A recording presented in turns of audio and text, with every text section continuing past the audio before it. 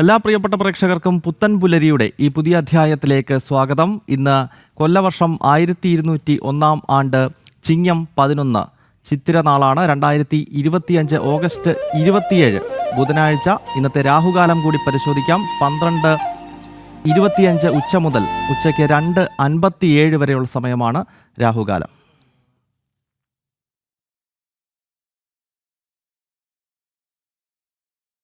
ഒപ്പം ഇന്ന് വിനായക ചതുർത്ഥി എന്നതുകൂടി ഇന്നത്തെ ദിവസത്തിന്റെ ഏറ്റവും വലിയ സവിശേഷതയാണ്. ആദ്യം നമുക്ക് പ്രധാന വാർത്ത പരിശോധിച്ച ശേഷം മടങ്ങിയെത്താം.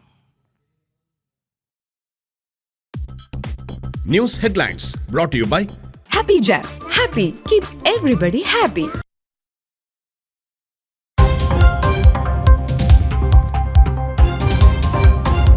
ഇന്ന് വിനായക ചതുർത്ഥി, ഗണപതി ഭഗവാന്റെ തിരു അവതാര ദിനം. ക്ഷേത്രങ്ങളിൽ ഭക്തജന തിരക്ക്. ഭക്തിയുടെ നിറവിൽ മള്ളിയൂർ മഹാഗണപതി ക്ഷേത്രം.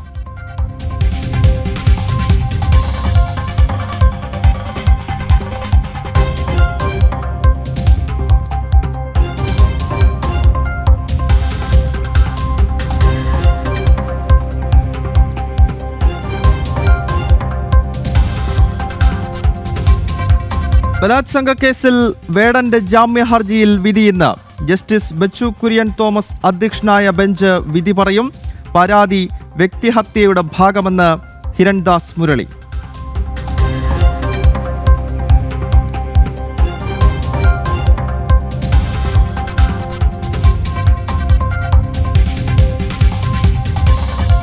വർഗീയ പരാമർശവുമായി സ്കൂൾ അധ്യാപകൻ. ഓണവും ക്രിസ്മസും എന്തിന് പ്രോത്സാഹിപ്പിക്കണമെന്ന് വാട്സപ്പ് ഗ്രൂപ്പിൽ ശബ്ദ സന്ദേശം.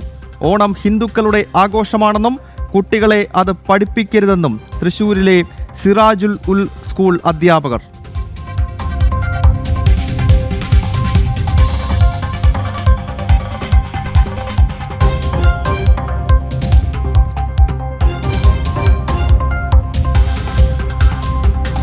കാസർഗോഡ് പള്ളി ഇമാം 22-കാരിയെ മൊഴി ചൊല്ലിയ കേസിൽ അന്വേഷണം ഇഴഞ്ഞു തന്നെ. സ്ത്രീധനത്തിന്റെ പേരിൽ അതിക്രൂര മർദ്ദനമെന്ന് പരാതിയിലും നടപടിയില്ല. ഓഡിയോ സന്ദേശം പുറത്തുവിട്ട് കുടുംബം.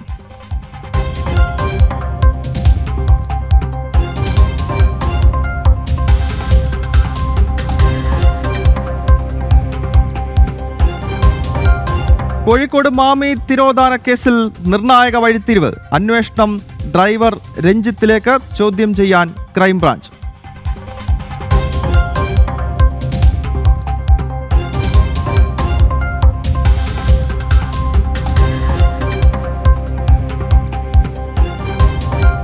യുദ്ധാനന്തര ഗാസയിൽ വിശാല ചർച്ചയ്ക്ക് അമേരിക്ക. സമഗ്ര പദ്ധതി ആലോചിക്കാൻ ഇന്ന് യോഗം. ഹമാസിനെ പൂർണ്ണമായി ഇല്ലാതാക്കാൻ സൈനിക നടപടി തുടർന്ന് ഇസ്രായേൽ.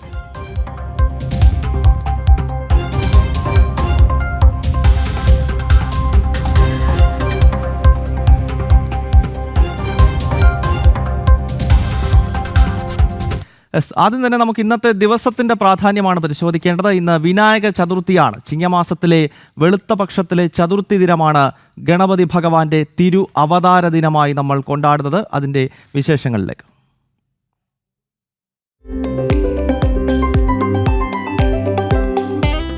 ഇന്ന് വിനായക ചതുർത്ഥി, ശ്രീ മഹാഗണപതി ഭഗവാന്റെ തിരു അവതാര ദിനം. ചിങ്ങമാസത്തിലെ വെളുത്ത പക്ഷത്തിലെ ചതുർത്ഥി ദിവസത്തിലാണ് വിനായക ചതുർത്ഥി. ഗണപതി വിഗ്രഹങ്ങൾ മണ്ണുകൊണ്ടും പേപ്പർ കൊണ്ടും നിർമ്മിച്ച് പ്രത്യേക ആചാരാനുഷ്ഠാനങ്ങളോടെ പ്രതിഷ്ഠിക്കുകയും 7 മുതൽ 10 ദിവസം വരെ പ്രത്യേക പൂജകൾ നടത്തുകയും ചെയ്യുന്നു. ഇതിനായി താമരയും കറുകപ്പുല്ലും ഉപയോഗിക്കുന്നു. പൂക്കൾ, പഴങ്ങൾ എന്നിവയും മോദകം, ഉണ്ണിയപ്പം മുതലായ മധുര പലഹാരങ്ങളും ഈ ദിവസങ്ങളിൽ ഗണപതി ഭഗവാന് മുന്നിൽ സമർപ്പിക്കുന്നു. കേരളത്തിലെ ക്ഷേത്രങ്ങളിലൊക്കെ പ്രത്യേക പൂജകളും ഹോമങ്ങളും ഈ ദിനത്തിൽ നടത്തപ്പെടുന്നു. ഇതോടൊപ്പം പ്രധാന ഗണപതി ക്ഷേത്രങ്ങളിൽ ആനയോട്ടം നടത്താറുണ്ട്. 10ാം ദിവസം, അതായത് അനന്ത ചതുർത്ഥി ദിനത്തിൽ മന്ത്രജപങ്ങളും വലിയ ആഘോഷങ്ങളോടും കൂടി ഘോഷയാത്രയായി അടുത്തുള്ള നദിയിലോ കടലിലോ വിഗ്രഹം നിമജ്ജനം ചെയ്യും. വിഗ്രഹം നിമജ്ജനം ചെയ്യുന്നതോടെയാണ് ഗണേശോത്സവം സമാപിക്കുന്നത്.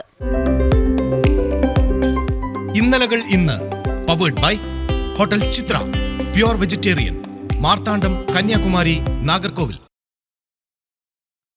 യെസ്, ഇന്ന് വിനായക ചതുർത്ഥിയാണ്. വിനായക ചതുർത്ഥിയുമായി ബന്ധപ്പെട്ട വിശേഷങ്ങൾ ഇനിയും ധാരാളമുണ്ട്. കേരളത്തിലെ മഹാഗണപതി ക്ഷേത്രങ്ങളിലെല്ലാം ഇന്നലെ മുതൽ തന്നെ വലിയ തോതിലുള്ള ഭക്തജന തിരക്ക് അനുഭവപ്പെടുകയാണ്. വിഘ്നങ്ങൾ അകറ്റുന്ന ഗണപതി ഭഗവാന്റെ തിരു അവതാര ദിനമായ ഈ ചിങ്ങമാസത്തിലെ വെളുത്ത പക്ഷത്തിലെ ചതുർത്ഥി ദിനത്തിൽ കേരളത്തിലെ ക്ഷേത്രങ്ങളിലെ വിശേഷങ്ങൾ നമുക്ക് പരിശോധിക്കാം. മള്ളിയൂർ മഹാഗണപതി ക്ഷേത്രത്തിൽ പുലർച്ചെ ആരംഭിച്ച 10,008 തേങ്ങയുടെ ഗണപതി ഹോമം ഇപ്പോഴും തുടരുകയാണ്. അവിടെ നിന്നും അരുൺ കൊടുങ്ങൂർ വിശേഷങ്ങൾ പങ്കുവയ്ക്കും. അരുൺ, കേരളത്തിലെ ഏറ്റവും പ്രധാനപ്പെട്ട ഗണപതി ക്ഷേത്രങ്ങളിലൊന്നാണ്, പ്രത്യേകിച്ച് വൈഷ്ണവ ഗണപതി എന്ന് നാം വിശേഷിപ്പിക്കുന്ന ഗണപതി പ്രതിഷ്ഠയുള്ള ക്ഷേത്രമാണ് കോട്ടയം ജില്ലയിലെ ഈ മള്ളിയൂർ മഹാഗണപതി ക്ഷേത്രം. അവിടെ നിന്നുള്ള വിശേഷങ്ങൾ എന്തൊക്കെയാണ് അരുൺ?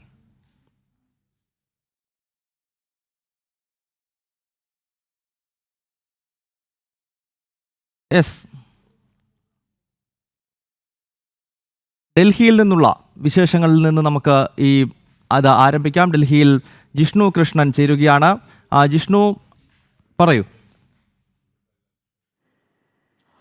ഗൗതം, നമസ്തേ, ഗുഡ് മോർണിംഗ്. ഞാനിപ്പോൾ ഉള്ളത് ഡൽഹിയിൽ മയൂർ വിഹാറിൽ ഉത്തര ഗുരുവായൂരപ്പൻ ക്ഷേത്രത്തിലാണ്. വിനായക ചതുർത്ഥി ദിനം, ഗണപതി ഭഗവാന്റെ അവതാര ദിനത്തിൽ നമുക്കറിയാം, പ്രത്യേകിച്ച് മുംബൈയും ഉത്തരേന്ത്യൻ നഗരങ്ങളിലുമെല്ലാം വലിയ ആഘോഷങ്ങളാണ്. ഗണപതി ഭഗവാന്റെ വിവിധ രൂപത്തിൽ വിവിധ വർണ്ണത്തിലുള്ള പ്രതിമകൾ ക്ഷേത്രങ്ങളിലല്ലാതെ തന്നെ പുറത്ത് സമൂഹത്തിൽ ഭക്തരുടെ നേതൃത്വത്തിൽ സ്ഥാപിക്കുകയും പിന്നീട് അത് മൂന്നാമത്തെയോ അഞ്ചാമത്തെയോ ദിവസം നിമജ്ജന ഘോഷയാത്രയായിക്കൊണ്ടത് നിമജ്ജനം ചെയ്യുന്ന ചടങ്ങുകൾ, വലിയ ആഘോഷ പരിപാടികളാണ് ഈ വിനായക ചതുർത്ഥി ദിനത്തിൽ ഈ ഒരു ദിവസത്തോടു കൂടി ഉത്തരേന്ത്യൻ നഗരങ്ങളിലെല്ലാം ആരംഭിക്കുന്നത്. ഇവിടെ ഗുരുവായൂരപ്പൻ ക്ഷേത്രത്തിൽ പ്രധാന പ്രതിഷ്ഠ ഗുരുവായൂരപ്പനുമൊപ്പം ഗണപതി ഭഗവാനും മഹാദേവനും എല്ലാം പ്രതിഷ്ഠകളായി ഉണ്ട്. ഇവിടെ വിനായക ചതുർത്ഥിയോടനുബന്ധിച്ച് രാവിലെ 6 മണി മുതൽ പ്രത്യേക ഗണപതി ഹോമം, അഷ്ടദ്രവ്യ ഗണപതി ഹോമം ആരംഭിച്ചിട്ടുണ്ട്. അതിപ്പോഴും പുരോഗമിക്കുകയാണ്. കൂടാതെ ഇന്ന്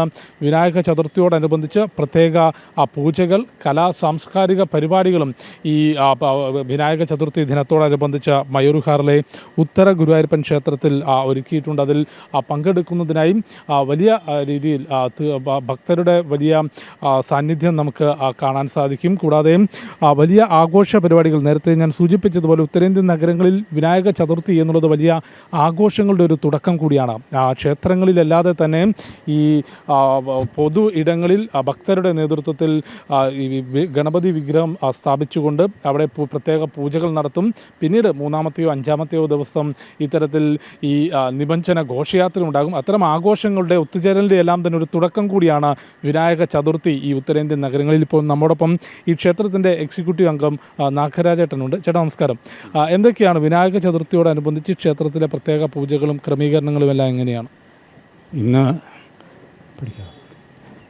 ഇന്ന് വിനായക ചതുർത്ഥിയാണ്. എല്ലാവർക്കും വിനായക ചതുർത്ഥിയുടെ ആശംസകൾ. എല്ലാവർക്കും നന്മ ഉണ്ടാകട്ടെ എന്ന് പ്രാർത്ഥിക്കുന്നു. നമ്മുടെ ക്ഷേത്രത്തിൽ പ്രധാന ദേവന് ഗുരുവായൂരപ്പനാണെങ്കിലും എല്ലാ ഉപദേവതമാർക്കും ഓരോരോ ദിവസം നമ്മൾ പ്രത്യേക പൂജകൾ നടത്താറുണ്ട്. ഗണപതി ഭഗവാൻ ഇന്ന് വിനായക ചതുർത്ഥിയുടെ പൂജയാണ് നടക്കുന്നത്. അപ്പോൾ രാവിലെ തന്നെ മേൽശാന്തി വാസുദേവൻ നമ്പൂതിരിയാണ് അഷ്ടദ്രവ്യ ഗണപതി ഹോമം ഇപ്പം നടത്തിക്കൊണ്ടിരിക്കുന്നത്. ആ പൂജ സമാപിക്കുകയാണ്. ഇപ്പം കർപ്പൂരം തെളിയിക്കുകയാണ്. ഇനി ഇത് കഴിഞ്ഞാൽ 10 മണിക്ക് ഭഗവാന് നവകം പഞ്ചകം തീർത്തിട്ട് കലശാഭിഷേകം ഉണ്ടാവും. അത് കഴിഞ്ഞ് ഉച്ചപൂജ കഴിഞ്ഞിട്ട് വൈകുന്നേരം 7 മണിക്ക് ദീപാരാധന കഴിഞ്ഞിട്ട് പുഷ്പാഭിഷേകം ഉണ്ടാവും. പിന്നെ അത് കഴിഞ്ഞിട്ട് അത്താഴ പൂജ, ഇപ്പം പ്രത്യേക നിവേദ്യങ്ങളെല്ലാം ചേർത്തിട്ട് ഗണപതി ഭഗവാൻ ഉണ്ടാവും. അതുപോലെ തന്നെ ഇന്ന് മറ്റുള്ള ഭഗവാൻക്കും പ്രത്യേക നിവേദ്യങ്ങളുണ്ടാവും. പക്ഷേ ഗണപതി ഭഗവാനും പ്രത്യേക പൂജകളുണ്ടാവും. പിന്നെ കലാപരിപാടികളായിട്ട് ചേർത്തിട്ട് ഇൻ്റർനാഷണൽ കഥകളി സെൻറ്ററിൻ്റെ സന്താനഗോപാലം കഥകളിയാണ് ഇന്നത്തെ കലാപരിപാടികളായിട്ട് വെച്ചിരിക്കുന്നത്. പിന്നെ ഭക്തജനങ്ങളുടെ ഓരോ ദിവസമായിട്ട് അവർ ഓരോ ഭജനകളൊക്കെ ഇടയ്ക്കിടയ്ക്ക് അവർ സമയം നടത്തും. മാതൃസംഘടനയുടെ ആയിട്ടും മറ്റുള്ളവരുടെ ആയിട്ടും. ഇപ്പോൾ രാവിലെ അവിടെ ആൾക്കാർ ലളിതാ സഹസ്രനാമം ജപിച്ചു, വിഷ്ണു സഹസ്രനാമം ജപിച്ചു. ഇങ്ങനെ ഒരു ദിവസം മുഴുവൻ ഓരോ പുതിയതായിട്ട് നടക്കും. പ്രത്യേക പൂജകളാണ് വിനായക ചതുർത്ഥി ദിനത്തിൽ. ഒപ്പം ഉത്തരേന്ത്യൻ നഗരങ്ങളിൽ നമുക്കറിയാം, കേരളത്തെ പോലെയല്ല, വിനായക ചതുർത്ഥി ഒരു വലിയ ആഘോഷമാണ്. അതെ, വളരെ ആഘോഷമാണ് ഉത്തരേന്ത്യയിൽ. ഇപ്പം ബോംബെയിൽ അവിടെയൊക്കെ ആണെങ്കിൽ ഇങ്ങനെ ഗണപതി വിഗ്രഹം കൊണ്ട് ചെയ്തു എത്രയോ ദിവസത്തെ പൂജ കഴിഞ്ഞിട്ട് ഇന്ന് ഗണപതി വിഗ്രഹം അവർ അത് നിമജ്ജനം ചെയ്യുന്ന ഇതാണ് വരുന്നത്. കാരണം അവർ മകനെ പോലെയാണ് ഈ പൂജ നവരാത്രിയുടെ സമയത്ത് ദേവിയെ മകളായിട്ട് കരുതുന്നു. ഇതിപ്പോൾ സ്വന്തം മകനായിട്ടാണ് അത് കരുതുന്നത്. അപ്പോൾ മകനെ യാത്രയക്കുന്നതായിട്ടാണ് ഗണപതി ഇവിടെ വിസർജനമായിട്ട് അവർ നടത്തുന്നത്. ഇവിടെ നമ്മുടെ കേരളീയ രീതിയിൽ എല്ലാ ദേവന്മാർക്കും ആ വിസർജനങ്ങൾ സ്പെഷ്യൽ പൂജകളാണ് നടത്താറുള്ളത്. അങ്ങനെയാണ് ഇവിടെ നടക്കുന്നത്. ഓക്കെ. ഗണപതി ഭഗവാന്റെ അവതാര ദിനത്തിൽ ഇവിടെ ഗുരുവായൂരപ്പൻ ക്ഷേത്രത്തിൽ ഗണപതി ഹോമത്തോടു കൂടി അഷ്ടദ്രവ്യ ഗണപതി ഹോമത്തോടു കൂടിയാണ് പ്രത്യേക പൂജകൾ ആരംഭിച്ചിട്ടുള്ളത്. വൈകിട്ട് വരെ ദീപാരാധന വരെ പ്രത്യേക പൂജകൾ. ഡൽഹി മലയാളികളെ സംബന്ധിച്ചിടത്തോളം അവരുടെ ഏറ്റവും പ്രധാനപ്പെട്ട ഡൽഹി നഗരത്തിലെ ക്ഷേത്രങ്ങളിലൊന്നാണ് ഉത്തര ഗുരുവായൂരപ്പൻ ക്ഷേത്രം. ഉത്തര ഗുരുവായൂരപ്പൻ ക്ഷേത്രത്തിൽ രാവിലെ ഗണപതി ഹോമം ഉൾപ്പെടെയുള്ള വിശേഷാൽ പൂജകൾ ഇന്നിപ്പോൾ വിനായക ചതുർത്ഥി ദിനത്തിൽ നടക്കുകയാണ്. നമ്മൾ രാജ്യതലസ്ഥാനത്ത് നിന്നും ഇനിയും കേരളത്തിലെ വിനായക ചതുർത്ഥിയുടെ വിശേഷങ്ങളിലേക്ക് എത്തുകയാണ്. മള്ളിയൂരിലേക്ക് ആദ്യം പോകാം. അവിടെ അരുൺ കൊടുങ്ങൂർ തയ്യാറാണ്. അരുൺ, കേരളത്തിലെ മഹാക്ഷേത്രങ്ങളുടെ പട്ടികയിൽ ഏറ്റവും പ്രധാനപ്പെട്ട ഒന്നാണ് ഈ മള്ളിയൂരിലെ ശ്രീ വിനായക ക്ഷേത്രം എന്നത് നമുക്ക് അറിയാമല്ലോ. ഇന്നലെ അവിടെ കേരളത്തിൻ്റെ പ്രിയപ്പെട്ട ഗവർണർ ഉൾപ്പെടെയുള്ള പ്രമുഖർ എത്തിയിരുന്നു. വലിയ ഭക്തജന തിരക്ക് എല്ലാ വർഷവും വിനായക ചതുർത്ഥി ദിനത്തിൽ ഉണ്ടാകുന്ന ഒരു ക്ഷേത്രമാണ്. മാത്രമല്ല വൈഷ്ണവ ഗണപതി എന്ന പ്രതിഷ്ഠാ സങ്കല്പം നിലനിൽക്കുന്ന ഒരു ക്ഷേത്രം കൂടിയാണല്ലോ മള്ളിയൂരിലേത്. അവിടെ നിന്നുള്ള വിശേഷങ്ങൾ പങ്കുവയ്ക്കൂ അരുൺ. ഗൗതം, പുലർച്ചെ 4 മണിക്കാണ് ക്ഷേത്രത്തിൽ നട തുറന്നത്. 5 മണിയോടെ മഹാഗണപതി ഹോമം നടന്നു. ഇന്നത്തെ ഏറ്റവും സുപ്രധാനമായ, ഏറ്റവും ശ്രേഷ്ഠമായ, ഏറ്റവും പവിത്രമായ ഒരു ചടങ്ങ് എന്നത് മഹാഗണപതി ഹോമമാണ്. 10,008 തേങ്ങയുടെ നാളികേരത്തിൻ്റെ മഹാഗണപതി ഹോമമാണ് നടക്കുന്നത്. എന്തായാലും ഈ ദൃശ്യങ്ങളിൽ കാണുന്ന പോലെ തന്നെ പുലർച്ചെ നട തുറന്നത് മുതൽ തന്നെ വലിയ രീതിയിലുള്ള ഒരു ഭക്തജന പ്രവാഹമാണ് ഈ ക്ഷേത്ര സന്നിധിയിലേക്ക് ഒഴുകി എത്തിക്കൊണ്ടിരിക്കുന്നത്. എന്തായാലും ആ ഒരു തിരക്ക് വരും മണിക്കൂറുകളിലും വരും മിനിറ്റുകളിലും എല്ലാം തന്നെ തുടരാനുള്ള ഒരു സാധ്യത തന്നെയാണ് നിലവിൽ ഉള്ളത്. കാരണം 11:30യോടെയാണ് മഹാഗണപതി ഹോമത്തിൻ്റെ ദർശനമുള്ളത്. ഇന്നത്തെ ഏറ്റവും പ്രധാനപ്പെട്ട ഒരു ചടങ്ങ് കൂടിയാണ് അത്. അതുകൊണ്ട് തന്നെ ഈ ഒരു മഹാഗണപതി ഹോമം, വിനായക ചതുർത്ഥി ദിനത്തിൽ ഈ മഹാഗണപതി ഹോമം തൊഴുക എന്നത് ഭക്തരെ സംബന്ധിച്ചോളം ഏറ്റവും പ്രധാനപ്പെട്ട ഒരു കാര്യമാണ്. എന്തായാലും മള്ളിയൂർ ദിവാകരൻ നമ്പൂതിരി തന്നെ നമുക്ക് ഒപ്പം ചേരുകയാണ്. എന്തായാലും ഏറ്റവും ശ്രേഷ്ഠമായ ഒരു ദിവസം, ആ ഒരു ദിവസത്തിൽ പ്രേക്ഷകർക്ക് ഇവിടുന്ന് ലൈവ് നൽകാൻ നമുക്കും സാധിക്കുന്നു. എന്തായാലും വലിയ രീതിയിലുള്ള ഒരു ഭക്തജന തിരക്ക് തന്നെയല്ലേ രാവിലെ മുതൽ തന്നെ അനുഭവപ്പെടുന്നത്? അതെ, തീർച്ചയായിട്ടും നമ്മൾ എല്ലാ ഭക്തജനങ്ങളും എത്തിച്ചേരുമെന്നുള്ളൊരു പ്രതീക്ഷയിലാണ്. വളരെ നല്ല തിരക്ക് അനുഭവപ്പെടുന്നുണ്ട്. എല്ലാവരും മഹാഗണപതിയെ സുഖമായി ദർശിച്ച് മഹാഗണപതി ഹോമം ഒരു 11:30യോടുകൂടി ദർശന സമയമാകും. 10:30യോടുകൂടി ഗജപൂജ ആരംഭിക്കും. എല്ലാം ഇവിടെ വന്ന് പങ്കെടുത്ത് ദർശനം നടത്തി പോകണമെന്ന് താല്പര്യപ്പെടുകയാണ്. ഭഗവാൻ അനുഗ്രഹിക്കട്ടെ എല്ലാവരെയും. ഒരു അനുഗ്രഹം. പ്രത്യേകിച്ച് ഇന്നത്തെ ഒരു ദിവസത്തിന് ഒരു ഏറെ പ്രത്യേകതയുള്ള, ഏറെ സവിശേഷതയുള്ളതാണ്. അതോടൊപ്പം തന്നെ ഈ പ്രതിഷ്ഠാ സങ്കല്പത്തിലും അപൂർവങ്ങളിൽ അപൂർവമായ പ്രതിഷ്ഠാ സങ്കല്പമുള്ള ഒരു ക്ഷേത്രമാണ്. ആ ഒരു പ്രത്യേകത കൂടി ഒന്ന് പ്രേക്ഷകർക്കായി പറയുമോ? തീർച്ചയായിട്ടും ഇവിടെ മഹാഗണപതിയുടെ കൂടെ ഉണ്ണികൃഷ്ണനും കൂടി ഇരിക്കുന്ന ഒരു സങ്കല്പമാണ്. ഭാഗവത ഹംസം മള്ളിയൂർ ശങ്കരൻ നമ്പൂതിരിയുടെ ഉപാസനയുടെ ഒരു ബലമായിട്ടാണ് ഇങ്ങനെയൊരു സങ്കല്പം ഇവിടെ വരുവാനുണ്ടായ ഒരു കാരണം. അച്ഛൻ്റെ ഭാഗവതം ഉപാസനയും എല്ലാം, ആ ഭാഗവത ഉപാസന കൊണ്ടാണ് ഇന്ന് ഈ കാണുന്ന എല്ലാ വളർച്ചയും. അതുപോലെ തന്നെ ആ മഹാഗണപതിയുടെ മടിയിൽ ഉണ്ണികൃഷ്ണൻ ഇരിക്കുന്ന ഒരു സങ്കല്പവും അച്ഛൻ്റെ ഒരു മനസ്സിൽ തോന്നിയ ഒരു സങ്കല്പമാണ്. രണ്ടുപേർക്കും തുല്യ പ്രാധാന്യമാണ് ഇവിടെ. മഹാഗണപതിക്കും ഗുരുവായൂരപ്പനും തുല്യമായിട്ടാണ് പൂജകൾ പതിവ്. എല്ലാം ഭംഗിയായിട്ട് നടക്കട്ടെ. ഇതെല്ലാം ഞങ്ങളൊക്കെ പ്രാർത്ഥിക്കുകയാണ്. ഇനിയും എല്ലാവർക്കും തൊഴുവാനും ഭക്തന്മാർക്ക് ഈ വിനായക ചതുർത്ഥിയുടെ ആഘോഷങ്ങളിലും ഭക്തിയിലും ആറാടാൻ സാധിക്കട്ടെ. അതോടൊപ്പം തന്നെ ഇന്നത്തെ ഏറ്റവും പ്രധാനപ്പെട്ട ചടങ്ങ് ഗജമേള എന്നുള്ളതാണ്. അതോടൊപ്പം തന്നെ ആനയൂട്ട് എന്നതാണ്. അതിനുശേഷം കൂട്ടിയെഴുന്നള്ളിപ്പ്, അതായത് മലയാളത്തിലെ ഉത്സവങ്ങളുടെ ഒരു തുടക്കം കൂടിയല്ലേ മള്ളിയൂരിൽ നിന്ന് ഇപ്പം തുടങ്ങുന്നത്. എന്തായാലും ഇനി വരുന്ന ഒരു പൂരക്കാലത്തിൻ്റെ ഏറ്റവും പ്രൗഢോജ്വലമായ ഒരു തുടക്കം കൂടിയല്ലേ മള്ളിയൂരിൽ നിന്ന് ഇപ്പോൾ ഉള്ളത്? തീർച്ചയായും ചിങ്ങമാസം പിറക്കുമ്പോൾ തന്നെ ആദ്യമായിട്ട് ഉത്സവം തുടങ്ങുന്നത് മള്ളിയൂർ ക്ഷേത്രത്തിൽ നിന്നാണ്. അതുപോലെ ഇന്ന് മള്ളിയൂർ വിനായക ചതുർത്ഥിയോടനുബന്ധിച്ച് ക്ഷേത്രത്തിൽ രാവിലെ 4 മണിക്ക് നട തുറന്നു. അതിനോടൊപ്പം തന്നെ 10,008 നാളികേരത്തിൻ്റെ ഗണപതി ഹോമം മള്ളിയൂർ പരമേശ്വരൻ തിരുമേനി തുടങ്ങിയിട്ടുണ്ട്. ഇനി 10:30 മണിയോടുകൂടി 12 ആനകളെ നിർത്തി ഗജപൂജ ഇരുത്തി, ഒരു ആനയെ ഇരുത്തി പ്രത്യക്ഷത്തിലുള്ള ഗജപൂജയാണ് മെയിനായിട്ട് നടത്തുന്നത്. അതിലേറ്റവും പ്രധാനപ്പെട്ടത് ഗൗതം, ഇന്ന് ഇവിടെ നടക്കുന്ന ഏറ്റവും ശ്രേഷ്ഠമായ ഒരു 10,008 നാളികേരത്തിൻ്റെ മഹാഗണപതി ഹോമമാണ്. ആ ഗണപതി ഹോമം എന്നത് ഇന്നത്തെ ഈ ഇവിടെ ദർശനത്തിനെത്തുന്ന ഭക്തരുടെ ഏറ്റവും പ്രധാനപ്പെട്ട ഒരു കാര്യം കൂടിയാണ്. കാരണം സർവ്വവിഘ്നവും അകറ്റുന്ന വിനായക മൂർത്തിക്ക് മുന്നിൽ അകറ്റാനായുള്ള ഈ ഒരു ചടങ്ങ് എന്നത് ഏറെ ശ്രേഷ്ഠമാണ്. എന്തായാലും ഭക്തരെ സംബന്ധിച്ചോളം ഈ 10,008 നാളികേരത്തിൻ്റെ ഈ മഹാഗണപതി ഹോമം അത് ഈ വിനായക ചതുർത്ഥി ദിനത്തിൽ തന്നെ തൊഴാൻ കഴിയുക എന്നത് ഒരു വലിയ കാര്യമാണ്. 11:30-ഓടെയാണ് ദർശനമുണ്ടാകുക. അങ്ങനെ ഭക്തരോട് തീർച്ചയായിട്ടും ഒരു 10,008 നാളികേരത്തിൻ്റെ ഗണപതി ഹോമം ഇവിടെ വരുന്ന എല്ലാ ഭക്തജനങ്ങളുടെയും ഒരു പങ്കാളിത്തത്തോടു കൂടിയാണ് നടത്താറ്. അവരവരുടെ പെരുന്നാളിലും അനവധി ഏകദേശം ഒരു വിഷു മുതൽ നമ്മളിവിടെ ബുക്കിംഗ് ആരംഭിച്ചു.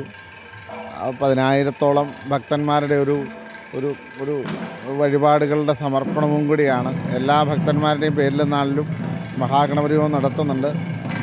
ജ്യേഷ്ഠൻ പരമേശ്വരൻ, മള്ളിയൂർ പരമേശ്വരൻ നമ്പൂതിരിയുടെ മുഖ്യ കാർമ്മികത്വത്തിലാണ് മഹാഗണപതി ഹോമം നടക്കുന്നത്. എല്ലാം ഭംഗിയാകും എന്ന് വിചാരിക്കുന്നു.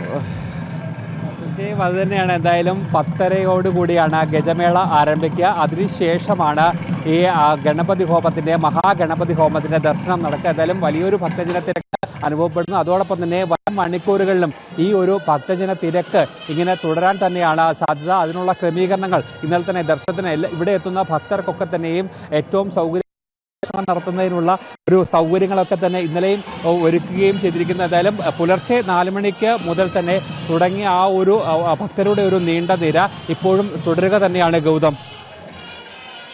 മള്ളിയൂരിൽ വലിയ ഭക്തജന തിരക്ക് നമുക്ക് ഈ പ്രഭാതത്തിൽ കാണാൻ കഴിയുന്നു. കേരളത്തിലെ ഏറ്റവും പ്രധാനപ്പെട്ട വിനായക ക്ഷേത്രങ്ങളിലൊന്നാണ്. വൈഷ്ണവ ഗണപതി സങ്കല്പത്തിലുള്ള പ്രതിഷ്ഠയാണ് അവിടെയുള്ളത്. ഗുരുവായൂരപ്പനുമായി ബന്ധപ്പെട്ട് കിടക്കുന്ന പ്രതിഷ്ഠാസങ്കല്പമാണ്. അതിനാൽ തന്നെ ആയിരക്കണക്കിന് ഭക്തർ കാലത്ത് തന്നെ ശ്രീവിനായകനെ കണ്ട് അനുഗ്രഹം തേടുന്നതിനായി മള്ളിയൂർ ക്ഷേത്രത്തിലേക്ക് എത്തുന്നു എന്നാണ് അരുൺ കൊടുങ്ങൂർ അവിടെ നിന്ന് റിപ്പോർട്ട് ചെയ്യുന്നത്. ധാരാളം പ്രേക്ഷകർ കമൻറ്റ് ബോക്സിൽ രാവിലെ തന്നെ എത്തുന്നുണ്ട്. സദാനന്ദൻ നെടുനിളം, ഉഷ നല്ലൂർ, അതുപോലെ തന്നെ അഭിഷേക്, ഇവരെല്ലാം ഗണേശ ആശംസകൾ, വിനായക ചതുർത്ഥി ആശംസകളും അതോടൊപ്പം തന്നെ നമസ്കാരവും ഒക്കെ പറയുന്നുണ്ട്. എല്ലാ പ്രിയപ്പെട്ട പ്രേക്ഷകർക്കും ഈ വിനായക ചതുർത്ഥി ആശംസകൾ നേരുകയാണ്. ചിങ്ങമാസത്തിലെ കർത്തവാവിന് ശേഷം വരുന്ന വെളുത്തപക്ഷ ചതുർത്ഥിയാണ് മഹാഗണപതിയുടെ ജന്മദിനമായി ഹൈന്ദവ വിശ്വാസികൾ കൊണ്ടാടുന്നത്. ഇന്നിപ്പോൾ രാജ്യത്തൊട്ടാകെ ഭാരതത്തിലെമ്പാടും ഭാരതത്തിന് പുറത്തുമുള്ള ഹൈന്ദവ വിശ്വാസികൾ വിനായക ചതുർത്ഥി ആഘോഷിക്കുകയാണ്. എന്തായാലും നേരത്തെ മള്ളിയൂർ മഹാദേവ ക്ഷേത്രത്തിൽ നിന്നും അതോടൊപ്പം തന്നെ രാജ്യതലസ്ഥാനത്തുള്ള ഉത്തര ഗുരുവായൂരപ്പൻ ക്ഷേത്രത്തിൽ നിന്നുള്ള വിശേഷങ്ങൾ ജിഷ്ണു കൃഷ്ണനും അതുപോലെ തന്നെ അരുൺ കൊടുങ്ങൂരും പ്രേക്ഷകർക്ക് വേണ്ടി പങ്കുവച്ചിരുന്നു അവിടുത്തെ വിശേഷങ്ങൾ. ഇനി നമുക്ക് നേരെ പഴവങ്ങാടി ഗണപതി ക്ഷേത്രത്തിലേക്കാണ് പോകാം. അനന്തപുരിയുടെ ഹൃദയഭാഗത്തിരിക്കുന്ന പഴവങ്ങാടി ഗണപതി, നമുക്കറിയാം ഈ നഗരത്തിലേക്ക് എത്തുന്ന ഏതൊരു വ്യക്തിയും വിഘ്നങ്ങൾ മാറുന്നതിനായി പഴവങ്ങാടിയെ കണ്ടതിന് ശേഷമാണ് തൻ്റെ കർമ്മങ്ങളിലേക്ക് കടക്കുന്നത്. അവിടെ എസ് ശാലിനി ചേരുകയാണ്. ശാലിനി, പഴവങ്ങാടിയിലെ വിശേഷങ്ങൾ പറയൂ.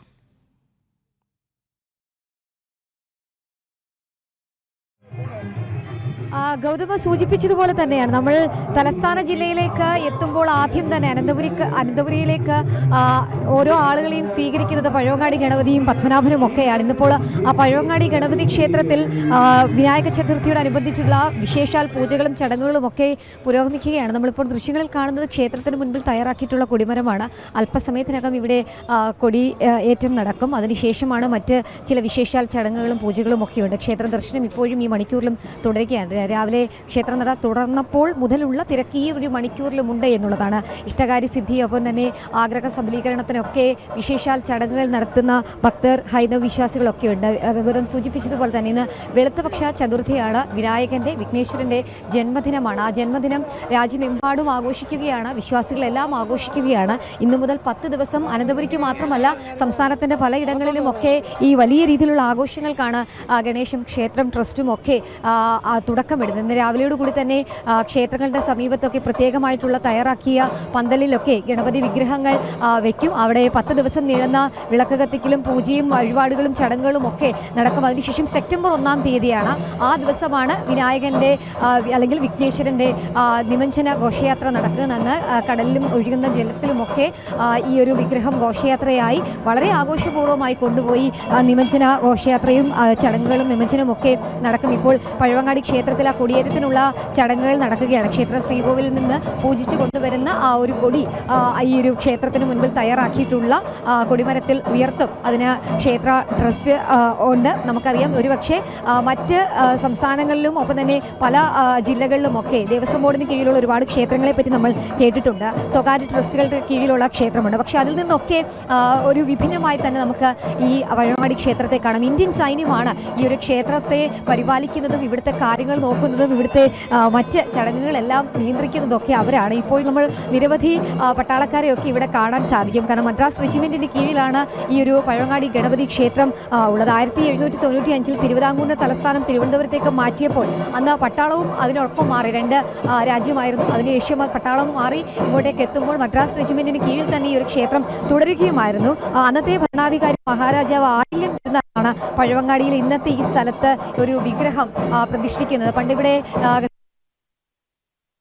തന്നെ പല പട്ടാളക്കാരും ഇവിടെ ജോലി ചെയ്യുമ്പോൾ അവരെ ചില അസുരന്മാർ രാത്രിയിൽ ബുദ്ധിമുട്ടിക്കാറൊക്കെ ഉണ്ടായിരുന്നു. അപ്പോൾ ഒരു ഗണപതി വിശ്വാസക്കാരനായ ഒരു ആർമി ഉദ്യോഗസ്ഥൻ അദ്ദേഹത്തിൻ്റെ കയ്യിലൊരു ഗണപതി വിഗ്രഹമൊക്കെ കരുതിയിരുന്നു. ഒരു നദിക്കരയിൽ നിന്നും കിട്ടിയതാണ്. അദ്ദേഹം പിന്നീട് ആ വിശ്വാസത്തിൻ്റെ പുറത്ത് അദ്ദേഹത്തിനെ ആ ഗണപതി സംരക്ഷിച്ചോളും, അല്ലെങ്കിൽ അദ്ദേഹത്തിനൊപ്പം ഗണപതി ഉണ്ടാകുമെന്നൊക്കെയുള്ള ഒരു വിശ്വാസമുണ്ടായിരുന്നു. അത് അദ്ദേഹത്തിന് തുണയാവുകയും ചെയ്തു. പിന്നീടാണ് ഇവിടെ ഈ ഒരു വിഗ്രഹം സ്ഥാപിച്ചുകൊണ്ടൊരു ഗണപതി ക്ഷേത്രം ഉണ്ടാവുകയും ആ ഗണപതി ക്ഷേത്രത്തിന് ഈ പറഞ്ഞതുപോലെ തന്നെ മദ്രാസ് റെജിമെൻ്റ് തന്നെ അതിൻ്റെ സംരക്ഷണവും അതിൻ്റെ സുരക്ഷയും ഒപ്പം തന്നെ അതിൻ്റെ പരിപാലനവും ഒക്കെ ഏറ്റെടുക്കുകയും ഒക്കെ തന്നെ ചെയ്തു. എന്നാലും വലിയ രീതിയിലുള്ള തിരക്ക് ഇവിടെ അനുഭവപ്പെടുന്നുണ്ട്. നമ്മൾ ദൃശ്യങ്ങളിൽ കാണുന്നത് പോലെ തന്നെയുള്ള ഒരു തിരക്ക് ഒരു ഭാഗത്ത് തുടർന്നാണ്. മദ്രാസ് റെജിമെൻറ്റിൻ്റെ കീഴിലുള്ള ഉദ്യോഗസ്ഥർ ഇവിടെ എത്തുന്നുണ്ട്. ഇപ്പോൾ നമ്മൾ കാണുന്നത് DGP റവാഡ ചന്ദ്രശേഖറാണ്. അദ്ദേഹം ക്ഷേത്ര ദർശനത്തിനായി ഇവിടെ എത്തുന്നതാണ്. അദ്ദേഹത്തിൻ്റെ കുടുംബത്തോടൊപ്പം DGP ഇവിടെ ദർശനത്തിന് എത്തുകയാണ്. ഏറ്റവും കൂടുതൽ ഹൈന്ദവ വിശ്വാസികൾ തിരുവനന്തപുരത്തൊക്കെയുള്ള ഓരോ ഹൈന്ദവ വിശ്വാസികളും അവരുടെ ആഗ്രഹ സബലീകരണത്തിനും ഒപ്പം തന്നെ അവരുടെ ഇഷ്ടകാര്യ സിദ്ധിക്കും ചില ബുദ്ധിമുട്ടുകളും വിഘ്നങ്ങളും ഒക്കെ ഉണ്ടാകുമ്പോഴൊക്കെ അവരെ ആദ്യം വിളിക്കുന്നത് ഈ വിഘ്നേശ്വരനെയാണ്, പഴവങ്ങാടി ഗണപതിയാണ്. അപ്പോൾ സ്വാഭാവികമായും ആ ഒരു ദിവസം അദ്ദേഹത്തിൻ്റെ ജന്മദിനം അല്ലെങ്കിൽ ആ ഒരു വിശ്വാസത്തിൻ്റെ ഏറ്റവും പ്രധാനപ്പെട്ട ഒരു ദിവസം കൂടിയാണ് ഇന്ന് ഉള്ളത്. അപ്പോൾ ആ ഒരു ദിവസം ഇവിടെ എത്തി ക്ഷേത്ര ദർശനമൊക്കെ നടത്തി ഇഷ്ടകാര്യ സിദ്ധിക്കൊക്കെ ആയി ഉടയ്ക്കൽ വഴിപാടൊക്കെ നടത്തി പോകുന്ന കാഴ്ചകളാണ് നമുക്ക് രാവിലെ മുതൽ തന്നെ ഇവിടെ നിന്ന് കാണാൻ സാധിക്കുന്നത്. എന്തായാലും ഈ തലസ്ഥാന നഗരിയെ സംബന്ധിച്ച് പറയുമ്പം ഇന്നിപ്പോ ഗണേശ ഉത്സവം നമുക്കറിയാം, ഇത് ഉത്തരഭാരതത്തിലാണ് ഒരു കാലത്ത് ഏറ്റവും വലിയ തോതിൽ, പ്രത്യേകിച്ച് മഹാരാഷ്ട്രയിൽ ദേശീയ പ്രസ്ഥാനങ്ങളാണിത് വളരെ വിപുലമാക്കിയത്. അതായത് ഈ ഗണപതി നിമഞ്ജന ഘോഷയാത്രകൾ അതിപ്പോൾ നമ്മുടെ കൊച്ചു കേരളത്തിലും വളരെ വിപുലമായിരിക്കുന്നു. അതായത് ശ്രീകൃഷ്ണ ജയന്തി ശോഭായാത്ര പോലെ തന്നെ ശോഭയുള്ള ഗണേശ ശോഭായാത്രകൾ ഇന്ന് നമ്മുടെ നഗരങ്ങളിലും ഗ്രാമങ്ങളിലും ഒക്കെ നമുക്കിന്ന് കാണാൻ കഴിയുന്നുണ്ട് കേരളത്തിൽ. പക്ഷേ ഞാൻ മനസ്സിലാക്കുന്നത് അതിന് തുടക്കം കുറിച്ചത് അനന്തപുരിയാണ്. ഇവിടെ വിവിധ ഹൈന്ദവ സംഘടനകൾ വർഷങ്ങൾക്ക് മുൻപ് തന്നെ ഈ ഗണപതി വിഗ്രഹവുമായി ശംഖുമുഖത്തേക്ക് പോകുകയും അവിടെ മുംബൈയിലൊക്കെ കാണുന്ന പോലെയുള്ള കാഴ്ചകൾ വർഷങ്ങൾക്ക് മുമ്പ് തിരുവനന്തപുരത്തുണ്ടായിരുന്നു. പക്ഷേ ഇന്നിപ്പോൾ അത് കേരളത്തിൻ്റെ നാനാഭാഗങ്ങളിലേക്ക് വ്യാപിച്ചിരിക്കുകയാണ്. അതിനാൽ അനന്തപുരിയിലെ മറ്റു വിശേഷങ്ങൾ കൂടി, അതായത് ഈ ഒരാഴ്ച കഴിഞ്ഞ് ഏതൊക്കെ സ്ഥലത്ത് നിന്നാണ് ഈ ഘോഷയാത്രകൾ ശംഖുമുഖത്തേക്ക് എത്തുക, അത്തരം വിശേഷങ്ങൾ കൂടി പ്രേക്ഷകർക്ക് വേണ്ടി ഒന്ന് പങ്കുവയ്ക്കുമോ ശാലിനി?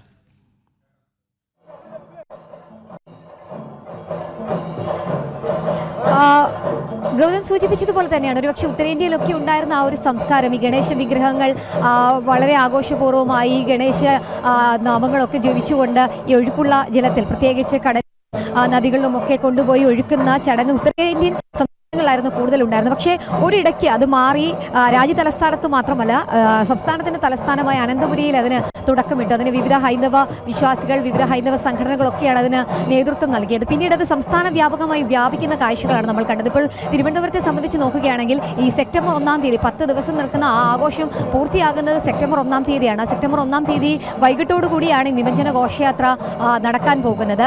പ്രധാനമായും തിരുവനന്തപുരത്തെ സംബന്ധിച്ച് ശംഖുമുഖത്താണ് ഈ ഒരു നിമഞ്ജന ഘോഷയാത്ര ശോഭായാത്ര പ്രധാനമായും നടക്കുന്നത്. അപ്പോൾ തിരുവനന്തപുരം ജില്ലയുടെ വിവിധ ഭാഗങ്ങളിൽ നിന്നുള്ള ഇത്തരത്തിൽ വെച്ചിട്ടുള്ള ഗണപതി വിഗ്രഹങ്ങൾ, അത് പേപ്പറിൽ നിർമ്മിച്ച ഗണപതി വിഗ്രഹങ്ങളുണ്ട്, ഒപ്പം തന്നെ മണ്ണിൽ തീർത്ത ഗണപതി വിഗ്രഹങ്ങളുണ്ട്. ഇതൊക്കെ ദൂരെ നിന്നുള്ള ഗണപതി വിഗ്രഹങ്ങൾ വാഹനത്തിലും അല്ലാതെയും ഒക്കെയായി എഴുന്നള്ളിച്ച് വളരെ ആഘോഷപൂർവ്വമായി അവർ പാട്ടും പാടി അവർ പൂർണ്ണമായും ഒരു ഗൗതം സൂചിപ്പിച്ചതുപോലെ തന്നെ ശ്രീകൃഷ്ണ ജയന്തി ഘോഷയാത്രയ്ക്ക് അല്ലെങ്കിൽ ശോഭായാത്രയ്ക്ക് സമാനമായൊരു ഗണേശ വിഗ്രഹ ശോഭായാത്ര സെപ്റ്റംബർ 1-ാം തീയതി നടക്കും. എല്ലാ വർഷവും നടക്കുന്നതാണ്. അങ്ങനെ ആ ഒരു ശോഭായാത്ര പാളയത്താണ് സംഗമിക്കുന്നത്. പാളയത്ത് നിന്നും വിവിധ സ്ഥലങ്ങളിൽ നിന്നെത്തി പാളയത്ത് സംഗമിച്ച് ഒരു വലിയ ശോഭായാത്രയായാണ് ശംഖുമുഖത്തെ കടൽ തീരത്തേക്ക് പോകുന്നത്. ശംഖുമുഖത്ത് ആറാട്ടുകടവിന് സമീപത്തായി പത്മനാഭസ്വാമി ക്ഷേത്രത്തിൽ ആറാട്ട് നടക്കുന്ന ആറാട്ടുകടവിന് സമീപത്തായി സുരക്ഷ ഒരുക്കി അവിടെയാണ് ഈ നിമജ്ജന ഘോഷയാത്ര നടക്കുകയും ചെയ്യുന്നത്. നിമജ്ജന ഘോഷയാത്ര പൂർത്തിയാക്കി വളരെ ആഘോഷപൂർവ്വമായി ഭക്തർ ഹൈന്ദവ വിശ്വാസികൾ മടങ്ങുകയും ചെയ്യും. മധുരപലഹാരങ്ങൾ വിതരണം ചെയ്തും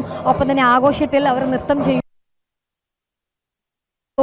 നടത്തിയുമൊക്കെയാണ് ഈ ഒരു ആഘോഷം വളരെ ഗംഭീരമാക്കുന്നത് എന്നുള്ളതാണ് എടുത്തു പറയേണ്ടത്. കാരണം ഇന്നിപ്പോൾ ഈ ആഘോഷങ്ങൾക്ക് തുടക്കമിടുകയാണ്. വിഘ്നേശ്വരൻ്റെ വിനായകൻ്റെ ജന്മദിന ആഘോഷ ചടങ്ങുകൾക്കാണ് ഇന്ന് തുടക്കമിടുന്നത്. ഇനി വരുന്ന 10 ദിവസം അദ്ദേഹത്തിൻ്റെ ജന്മദിവസം അല്ലെങ്കിൽ ജന്മ ആഘോഷങ്ങൾ നമ്മൾ സംസ്ഥാന വ്യാപകമായി നടത്തുകയാണ്. ഇപ്പോൾ അല്പസമയം കഴിയുമ്പോൾ തലസ്ഥാനത്തിൻ്റെ പല ഭാഗങ്ങൾ ഗണപതി ക്ഷേത്രത്തിന് പഴവങ്ങാടി ഗണപതി ക്ഷേത്രത്തിന് തൊട്ട് സമീപത്ത്, അതായത് പത്മനാഭസ്വാമി ക്ഷേത്രത്തിൻ്റെ വടക്കുമാറിയാണ് ഗണപതി ക്ഷേത്രം സ്ഥിതി ചെയ്യുന്നത്. അതിന് തൊട്ടടുത്തായി ഒരു 50 മീറ്റർ അകലത്തിൽ വലിയൊരു ഗണപതി വിഗ്രഹം ഇവിടെ ഗണേശ ക്ഷേത്രോത്സവം ട്രസ്റ്റുകാർ വെച്ചിട്ടുണ്ട്.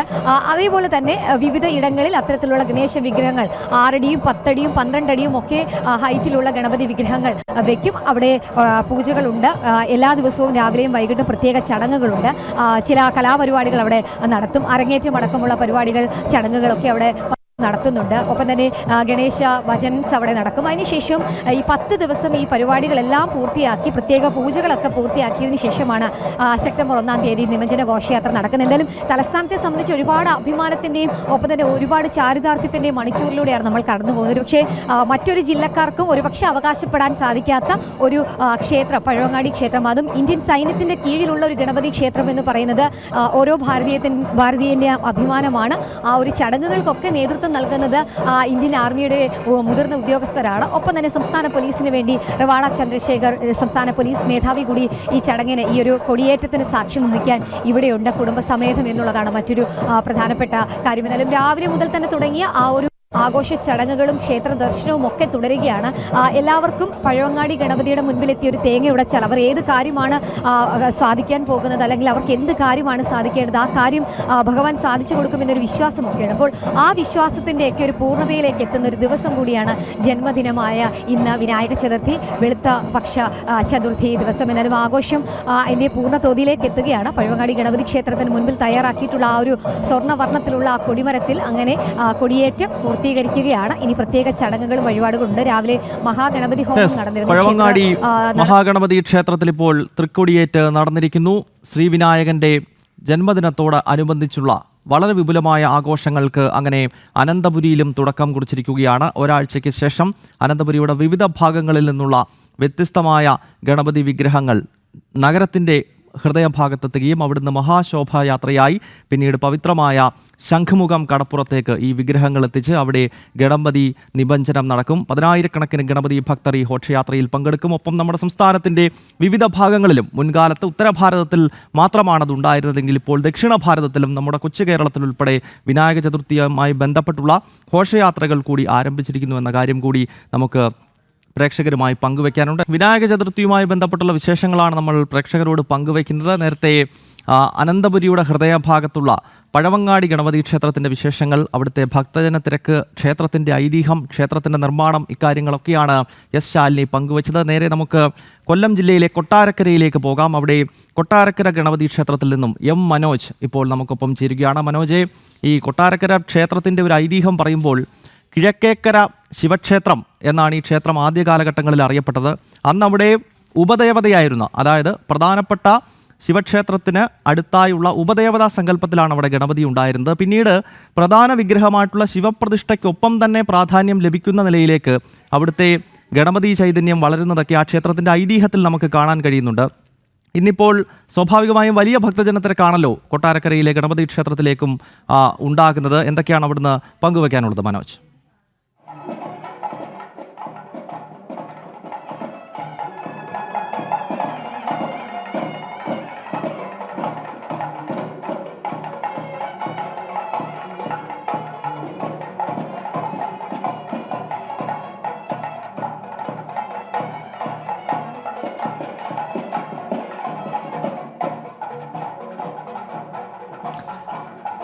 മനോജ്, എന്തൊക്കെയാണ് കൊട്ടാരക്കര ക്ഷേത്രത്തിൽ നിന്നുള്ള വിശേഷങ്ങൾ? നേരത്തെ ഞാൻ പറഞ്ഞു വന്നത് ഈ ക്ഷേത്രത്തിന്റെ ഐതിഹ്യം സംബന്ധിച്ചായിരുന്നു. അതായത് അതൊരു ശിവക്ഷേത്രമായിരുന്നു. കിഴക്കേക്കര ശിവക്ഷേത്രം എന്ന പേരിലാണ് അത് അറിയപ്പെട്ടത്. ഇപ്പോഴും ശിവക്ഷേത്രമാണ്. എന്നാൽ ശിവവിഗ്രഹത്തിനൊപ്പം അവിടെ ഉപദേവതയായ ഗണപതിക്ക് കൂടി തുല്യമായ പ്രാധാന്യം ലഭിക്കുന്ന നിലയിലേക്ക് ആ ക്ഷേത്രം മാറുന്ന ഒരു പശ്ചാത്തലമൊക്കെ അതിൻ്റെ ഐതിഹ്യത്തിൽ നമുക്ക് കാണാൻ കഴിയും. ഇന്നത്തെ വിശേഷങ്ങൾ എന്തൊക്കെയാണ് അവിടെ?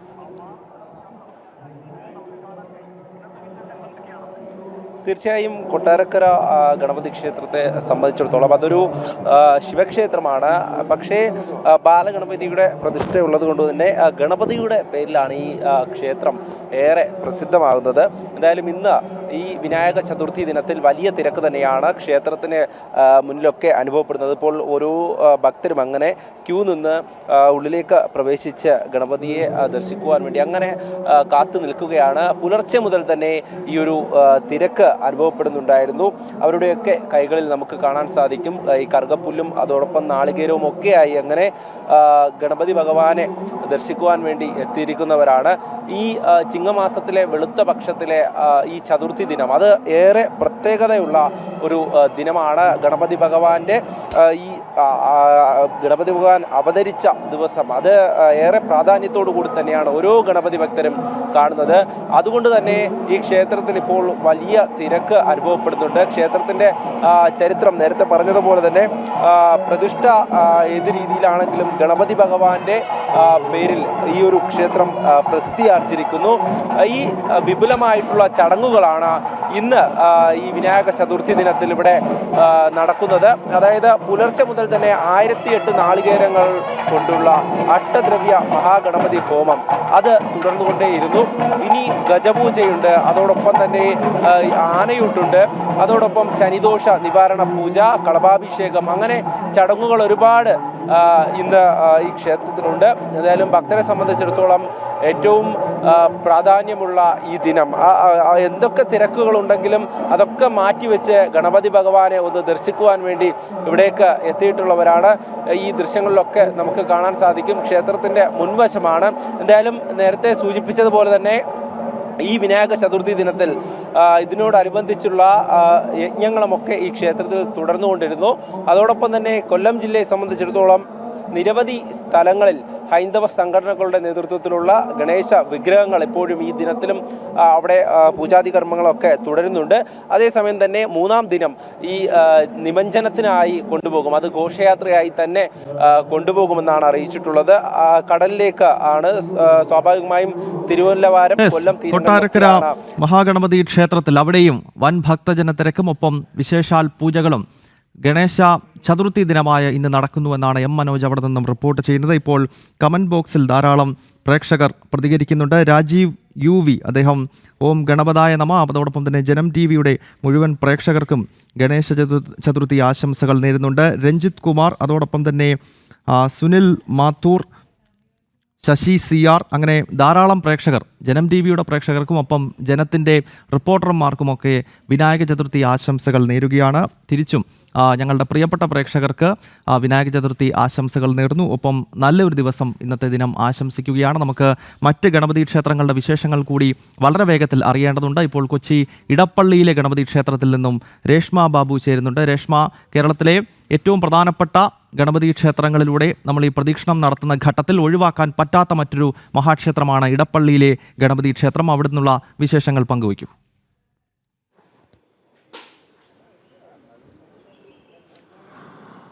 ഗൗതം, വിഘ്നേശ്വരൻ്റെ ജന്മദിവസം അത് ഹൈന്ദവ ജനതയെ സംബന്ധിച്ച് ഒട്ടും ഒഴിച്ചുകൂടാൻ പറ്റാത്ത ഒരു ദിവസമാണ് വിനായക ചതുർത്ഥി. അന്നേ ദിവസം എല്ലാ മഹാഗണപതി ക്ഷേത്രങ്ങളിലും വലിയൊരു ഭക്തജന തിരക്ക് ഉണ്ടാകും. ഞാനിപ്പോൾ നിൽക്കുന്നത് ഇടപ്പള്ളി മഹാഗണപതി ക്ഷേത്രത്തിലാണ്. ഇവിടെ വലിയൊരു ഒഴുക്ക് തന്നെയുണ്ട്, ജനങ്ങളുടെ ഭക്തരുടെ ഒരു ഒഴുക്ക് തന്നെയുണ്ട്. കാരണം ഈ ഒരു ഗണപതി ക്ഷേത്രത്തിൻ്റെ ഒരു ഐതിഹ്യം എന്ന് പറയുന്നത് ഇടപ്പള്ളി സ്വരൂപത്തിൻ്റെ ഭാഗമാണ്. അതായത് ഇടപ്പള്ളി രാജകുടുംബത്തിൻ്റെ കുടുംബദേവതയാണ് ഇവിടുത്തെ മഹാഗണപതി. ഇടപ്പള്ളി രാജാക്കന്മാർ പണികഴിപ്പിച്ചതാണ് ഈ ക്ഷേത്രം. ഈ സ്വരൂപത്തിൻ്റെ കേന്ദ്രത്തിൽ ഒത്ത നടുവിലായിട്ടാണ് ഈ ക്ഷേത്രം കുടികൊള്ളുന്നത്. കിഴക്കോട്ട് അഭിമുഖമായിട്ട് മഹാഗണപതി ദർശനം നൽകുന്നു. ഈ ഒരു ക്ഷേത്രത്തിൻ്റെ ഐതിഹ്യം എന്ന് പറയുന്നത്, മുൻപൊരിക്കൽ ഇവിടെ മഹാഗണപതി ഹോമം നടന്ന സമയത്ത് ഗണപതി ഭഗവാൻ നേരിൽ പ്രത്യക്ഷപ്പെട്ട് ആ പൂജ സ്വീകരിച്ചു, ആ വഴിപാട് സ്വീകരിച്ചു എന്നുള്ളതാണ് ഈ ക്ഷേത്രവുമായി ബന്ധപ്പെട്ട ഐതിഹ്യം. സംസ്ഥാനത്തിൻ്റെ വിവിധ ഭാഗങ്ങളിൽ നിന്ന് നിരവധി ഭക്തജനങ്ങൾ എല്ലാ ദിവസവും ഇവിടേക്ക് എത്തിച്ചേരാറുണ്ട്. ഇന്ന് വിനായക ചതുർത്ഥി ആയതുകൊണ്ട് തന്നെ നിരവധി പേർ ഇവിടെ രാവിലെ 5 മണി മുതൽ ഇവിടേക്ക് എത്തിച്ചേരുന്നുണ്ട്. ഇവിടെ ചില സമയ നിയന്ത്രണങ്ങളുണ്ട്. അതായത് രാജകുടുംബത്തിൻ്റെ വകയായിട്ടുള്ള അല്ലെങ്കിൽ രാജകുടുംബത്തിൻ്റെ ക്ഷേത്രമായതുകൊണ്ട് തന്നെ എല്ലാ ഭക്തർക്കും എല്ലാ സമയത്തും ഇവിടെ ദർശനമില്ല. പകരം രാവിലെ 5 മണി മുതൽ ഏകദേശം 7:30-8 മണി വരെ ദർശന സമയം ക്രമീകരിച്ചിട്ടുണ്ട്. അതോടൊപ്പം തന്നെ അതിനുശേഷം രാജകുടുംബത്തിൻ്റെതായിട്ടുള്ള അംഗങ്ങൾക്കാണ് ഇവിടെ ഈ വന്ന് ദർശനം ഉണ്ടായിരിക്കുക. അതിനുശേഷം ഈ ഒരു വിനായക ചതുർത്ഥി ആയതുകൊണ്ട് തന്നെ ഒരു 9:30 ആ സമയത്ത് പിൻവാതിലിലൂടെ ദർശന സൗകര്യം ഉണ്ടാകും. വൈകുന്നേരം എല്ലാ ഭക്തർക്കും മഹാഗണപതിയെ ദർശിക്കാനായിട്ടുള്ള സൗകര്യം ഏർപ്പെടുത്തിയിട്ടുണ്ട്. അതായത് വൈകുന്നേരം 5 മണി മുതൽ 7:30 വരെ മഹാഗണപതിയെ ദർശിക്കാനായിട്ട് ഭക്തർക്ക് കടന്നു ചെല്ലാം. എന്തായാലും 8 മണിക്ക് ശേഷം രാജകുടുംബത്തിൻ്റെതായിട്ടുള്ള ദർശന സൗകര്യമാണ് ഇവിടെ ഉള്ളത്. എന്തായാലും നിരവധി പേർ എല്ലാ ദിവസവും എത്തിച്ചേരുന്ന ഒരു ക്ഷേത്രം. അതോടൊപ്പം തന്നെ ഈ വിനായക ചതുർത്ഥി ആയതുകൊണ്ട് തന്നെ നിരവധി പേർ അത്യധികം അവരുടെ കൊച്ചി ഇടപ്പള്ളി മഹാഗണപതി ക്ഷേത്രത്തിൽ നിന്നുള്ള വിശേഷങ്ങൾ രേഷ്മ ബാബു പങ്കുവെക്കുന്നു. ഇനി നമുക്ക് വളരെ വേഗത്തിൽ മലബാറിലേക്ക് കൂടി ഒന്ന് പോകേണ്ടതുണ്ട്. മലബാറിലെ വിശേഷങ്ങൾ അനഘ ഹർഷൻ നൽകും. അനഘ ഇപ്പോൾ ചേരുന്നത് കോഴിക്കോട് തളി ഗണപതി ക്ഷേത്രത്തിൽ നിന്നാണ്. അനഘ, നമ്മൾ നേരത്തെ തിരുവിതാംകൂർ, അതോടൊപ്പം തന്നെ മധ്യ തിരുവിതാംകൂർ, അങ്ങനെ കേരളത്തിൻ്റെ ഒരു ഭാഗത്തുള്ള വളരെ പ്രധാനപ്പെട്ട ഗണപതി ക്ഷേത്രങ്ങളിലൂടെ പ്രദക്ഷിണം വെച്ച് നമ്മളിപ്പോൾ മലബാറിലേക്ക് എത്തുകയാണ്. അവിടെ നിന്നുള്ള വിശേഷങ്ങൾ അനഘ നൽകണം. സ്വാഭാവികമായും ഈ തളി ഗണപതി ക്ഷേത്രം എന്ന് പറയുന്നത് കോഴിക്കോട്ടെ ഏറ്റവും പ്രധാനപ്പെട്ട ക്ഷേത്രങ്ങളിലൊന്നാണ്. ധാരാളം ഭക്തർ വിനായക ചതുർത്ഥി നാളിൽ എത്തുന്ന ഒരു ക്ഷേത്രമാണ്. പറയൂ അനഘ. ഗൗതം, വിനായക ചതുർത്ഥി ആശംസകൾ. നിലവിൽ നമ്മളിപ്പോൾ നിൽക്കുന്നത് തളി മഹാഗണപതി ക്ഷേത്രത്തിലാണ്. രാവിലെ മുതൽ ഈ ക്ഷേത്രത്തിലേക്ക് വലിയ രീതിയിലുള്ള ഭക്തജന തിരക്കാണ് അനുഭവപ്പെടുന്നത്. ഈ ക്ഷേത്രത്തിലെ ഏറ്റവും പ്രധാനപ്പെട്ട വഴിപാട് എന്ന് പറയുന്നത് ഇപ്പോൾ നമ്മൾ ദൃശ്യങ്ങളിൽ കണ്ടുകൊണ്ടിരിക്കുന്ന ഈ ഗണപതി ഹോമമാണ്. രാവിലെ 3:30 മുതൽ ഈ ഹോമം ഇവിടെ ആരംഭിച്ചിട്ടുണ്ട്. ഇനി ഒരു 8:30 വരെ ഈ ഗണപതി ഹോമം, ഇത് ഭക്തജനങ്ങൾ വഴിപാടായി കഴിപ്പിക്കുന്നതാണ് ഈ ഗണപതി ഹോമം. ഇത് 8:30 വരെ നടക്കും എന്നാണ്. എന്തായാലും ഇവിടെ എല്ലായിടത്തും, ഈ ക്ഷേത്രത്തെ സംബന്ധിച്ച് എല്ലായിടത്തും ഗണേശ മന്ത്രങ്ങളാൽ മുഖരിതമാണ്. നേരത്തെ നമ്മൾ ഈ പലഹാരപ്രിയനാണ് ഗണപതി ഭഗവാൻ. ഈ ഭഗവാൻ ഏറ്റവും ഇഷ്ടപ്പെട്ട വഴിപാടാണ് മോദകം. ആ മോദകം ഉണ്ടാക്കുന്നത് നേരത്തെ നമ്മൾ കണ്ടു. അതാണ് ഇവിടേക്ക് എത്തുന്ന ഭക്തജനങ്ങൾ ഈ ഭഗവാന് വഴിപാടായി കഴിപ്പിക്കുന്നത്. മറ്റൊന്ന് ഈ കറുകമാല, അതും ഇവിടെ ക്ഷേത്രത്തിലെത്തുന്ന ഭക്തർ വഴിപാടായി കഴിപ്പിക്കുന്നുണ്ട്. മാത്രമല്ല രാവിലെ മുതൽ തന്നെ ഇത് കോഴിക്കോടിനെ സംബന്ധിച്ച് ഏറ്റവും പ്രധാനപ്പെട്ട ഒരു ഗണപതി ക്ഷേത്രമാണ്. അതുകൊണ്ട് തന്നെ രാവിലെ മുതൽ തന്നെ വലിയ രീതിയിലുള്ള തിരക്ക് ക്ഷേത്രത്തിലുണ്ട്. ഈ ക്ഷേത്രത്തിൽ നമ്മൾ ഈ കാണുന്നത് പോലെ ഇവിടെ ഒരു ആൽമരമുണ്ട്. ഈ ആൽമരത്തിന് 200 വർഷങ്ങൾക്ക് മുൻപ് ഈ ആൽമരത്തിന് ഈ താഴെ ഒരു ഗണപതി വിഗ്രഹം ഉണ്ടായിരുന്നു. ആ വിഗ്രഹത്തിന് ഭക്തരെത്തി പ്രാർത്ഥിച്ചിരുന്നു. അതിനുശേഷം പിന്നീടാണ് ഈ ആൽമരത്തിൽ നിന്ന് ഈ വിഗ്രഹം മാറ്റി ഇതിനോട് ചേർന്ന് ഒരു സ്ഥലത്ത് ഈ ഗണപതി ക്ഷേത്രം പണി കഴിപ്പിക്കുന്നത്. അതാണ് ഈ ക്ഷേത്രവുമായി ബന്ധപ്പെട്ട ഒരു ഐതിഹ്യം. അതിനുശേഷം പിന്നീട് വലിയ രീതിയിൽ ഭക്തർ ഒക്കെ തന്നെ ഈ ക്ഷേത്രം ഏറ്റെടുക്കുകയും അതിനുശേഷമാണ് ഈ രീതിയിൽ ഈ ക്ഷേത്രത്തിനൊരു വളർച്ച ഉണ്ടായിരിക്കുന്നത്. ഇന്നത്തെ ദിവസം ഈ ക്ഷേത്രത്തിൽ വലിയ പ്രത്യേകതകളുണ്ട്, വലിയ വഴിപാടുകൾ കഴിക്കുന്നുണ്ട്. നമുക്കറിയാം ഈ ഗണപതി ഭഗവാൻ ഏറ്റവും പ്രിയപ്പെട്ട ഒന്നാണ് അഷ്ടദ്രവ്യ മഹാഗണപതി ഹോമം. അതാണ് നിലവിൽ നടക്കുന്നത്. കറുകമാല ചാർത്തൽ, അതുപോലെ തന്നെ അപ്പം നേദിക്കൽ, മുക്കുറ്റി പുഷ്പാഞ്ജലി, ഇതൊക്കെ തന്നെ ഈ ക്ഷേത്രത്തിൽ ഇപ്പോൾ വഴിപാടായി നടക്കുന്നുണ്ട്. അത് ഇന്നത്തെ ഏറ്റവും പ്രധാനപ്പെട്ട ഒന്ന് പറയാതിരിക്കാൻ കഴിയാത്ത ഒന്ന്, 108 മുക്കുറ്റി അർപ്പിക്കുന്ന ഒരു വഴിപാടുണ്ട്. അത് എല്ലാ വിഘ്നങ്ങളും മാറ്റാൻ അത്യുത്തമമാണ്. അതുകൊണ്ട് തന്നെ ക്ഷേത്രത്തിലെത്തുന്ന ഭക്തരൊക്കെ തന്നെ ആ മുക്കുറ്റി വഴിപാടായി അർപ്പിക്കുന്നുണ്ട്. എന്തായാലും ഇനി അല്പസമയത്തിന്, അതായത് നിലവിൽ ഇപ്പോൾ ഈ ക്ഷേത്രത്തിൽ ഗജപൂജ നടക്കുന്നുണ്ട്. ഗജപൂജയ്ക്ക് ശേഷം പിന്നീട് നമുക്ക് ആ ദൃശ്യങ്ങളിൽ കാണാം. നിലവിൽ ക്ഷേത്രത്തിൽ ഗജപൂജ നടക്കുകയാണ്.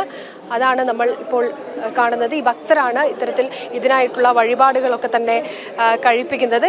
ആചാര്യ ശ്രേഷ്ഠന്മാരുടെ നേതൃത്വത്തിലാണ് ഇപ്പോൾ ഇവിടെ ഈ ഗണപതി ഹോമം നടക്കുന്നത്. അതുതന്നെയാണ് ഈ ക്ഷേത്രത്തിലെ ഏറ്റവും പ്രധാനപ്പെട്ട ചടങ്ങ് എന്ന് പറയുന്നത്.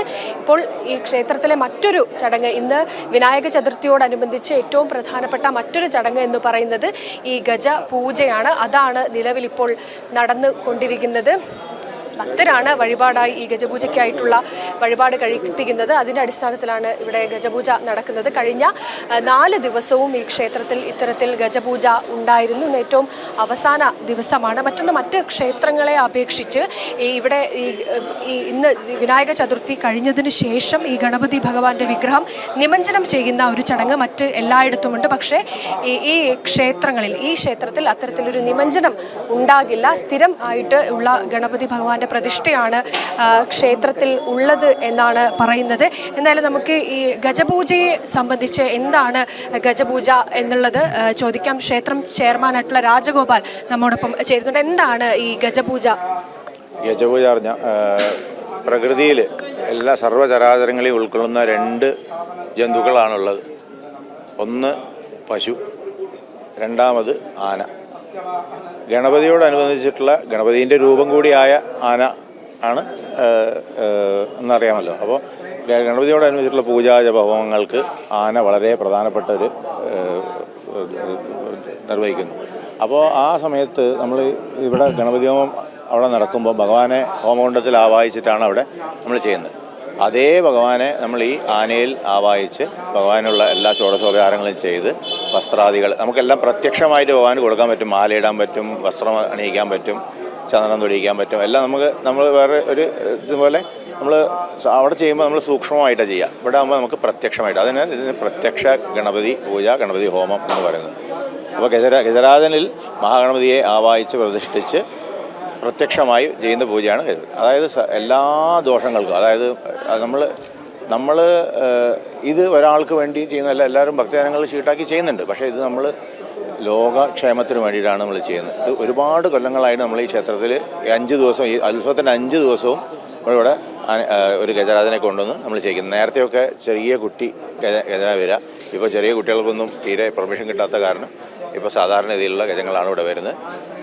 ഞാൻ പറഞ്ഞില്ലേ, ലോകക്ഷേമത്തിന് വേണ്ടിയിട്ട്, എല്ലാ സർവ്വഹിതത്തിന് വേണ്ടിയിട്ട്, അതായത് നമ്മൾ ഭാരതത്തിന് വേണ്ടി മാത്രമല്ല, മൊത്തം വിശ്വത്തിന് വേണ്ടിയിട്ടുള്ള ക്ഷേമത്തിന് വേണ്ടിയിട്ടാണ് ഈ ഗജപൂജ നമ്മൾ ചെയ്യുന്നത്.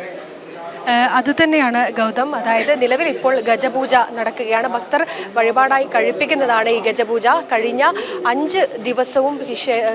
4 ദിവസവും ക്ഷേത്രത്തിൽ ഇത്തരത്തിൽ ഗജപൂജ നടക്കുന്നുണ്ടായിരുന്നു. ഇന്നത്തെ ഏറ്റവും പ്രധാനപ്പെട്ട പ്രത്യേകത എന്ന് പറയുന്നത് ഇന്നതും ഈ ഗജപൂജ തന്നെയാണ്. മാത്രമല്ല, മറ്റൊന്ന്, ഈ ക്ഷേത്രത്തെ സംബന്ധിച്ച് രാവിലെ 3:30 ഇവിടെ ഗണപതി ഹോമം ആരംഭിച്ചത്. അതിനുശേഷം ഇനിയിപ്പോൾ 8:30 വരെ അത് ഗണപതി ഹോമം ഉണ്ടാകും എന്നാണ്. എന്തായാലും ക്ഷേത്രത്തിലേക്ക് വലിയ രീതിയിലുള്ള ഭക്തജന തിരക്കാണ് ആ ദൃശ്യങ്ങളിൽ അനഘ കാണാൻ കഴിയുന്നുണ്ട്. വലിയ ഭക്തജന തിരക്ക് ഈ ക്ഷേത്രത്തിൽ ഉണ്ടാകുന്നു. ഒപ്പം ഗജപൂജ നടക്കുന്ന ക്ഷേത്രം കൂടിയാണ്. കോട്ടയം ജില്ലയിലെ മള്ളിയൂരിലും ഇന്ന് 10 മണിയോടുകൂടി ഗജപൂജ നടക്കും. വിനായക ചതുർത്ഥിയോടനുബന്ധിച്ച് നടക്കുന്ന ഏറ്റവും വിശേഷാൽ ചടങ്ങുകളിൽ ഒന്നാണ് ഗജപൂജ. കോഴിക്കോട് തളി ഗണപതി ക്ഷേത്രത്തിൽ നിന്നുള്ള വിശേഷങ്ങളാണ് അനഘ ഹർഷൻ പങ്കുവച്ചത്. വിനായകനെ സ്തുതിച്ചുകൊണ്ടുള്ള ധാരാളം പാട്ടുകളും ആൽബങ്ങളും ഒക്കെ മുൻകാലഘട്ടങ്ങളിൽ ഇറങ്ങിയിട്ടുണ്ട്. അതിൽ പലതും വലിയ ഹിറ്റുകളാണ്. ക്ഷേത്രങ്ങളിലേക്കൊക്കെ പോയി കഴിഞ്ഞാൽ സിദ്ധിവിനായകനെ സ്തുതിച്ചുകൊണ്ടുള്ള പാട്ടുകൾ കേൾക്കാതെ നമുക്ക് മടങ്ങി വരാൻ കഴിയത്തില്ല. അത്തരത്തിൽ പുതിയൊരു ആൽബം കൂടി ഇപ്പോൾ പുറത്തിറങ്ങുകയാണ്. വിനായക ചതുർത്ഥിക്ക് സമർപ്പണമായി മള്ളിയൂരിൽ മഹാഗണപതിയെ സ്തുതിക്കുന്ന ഭാഗവത ഹംസം എന്ന സംഗീത ആൽബം പുറത്തിറക്കിയിരിക്കുന്നു. മള്ളിയൂരിലെ മഹാഗണപതി ക്ഷേത്രത്തിൽ നടന്ന ചടങ്ങിൽ സംഗീത ആൽബത്തിന്റെ പ്രകാശന കർമ്മം നടന്നു. ഗായിക കാർത്തികയും വിശാലും ചേർന്ന് ആലപിച്ച ഗാനം ഭക്തമനസ്സുകളെ കീഴടക്കുകയാണ്. ഓം ശ്രീം ഹ്രീം ക്ലീം ഗ്ലൗം ഗം മഹാഗണപതേ വരവരദ സർവജനം മേ വശം വശമാനയ സ്വാഹ.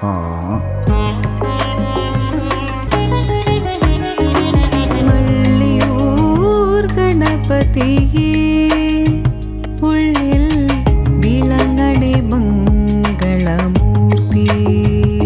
പ്രപഞ്ച സൃഷ്ടാവായ വിഘ്നേശ്വരനെ മഹാഗണപതിയെ സ്തുതിക്കുന്ന ഭാഗവതഹംസം എന്ന സംഗീത ആൽബം ഇതിനോടകം തന്നെ പ്രേക്ഷകർ ഏറ്റെടുത്തു കഴിഞ്ഞു. വാദ്യസംഗീതത്തിന്റെ അകമ്പടിയോടെ മള്ളിയൂർ മഹാഗണപതിയെ സ്തുതിക്കുന്ന മനോഹരമായ ഈ ഗാനം സംവിധാനം ചെയ്തത് രഞ്ജിത്ത് മേലേപ്പാട്ട്.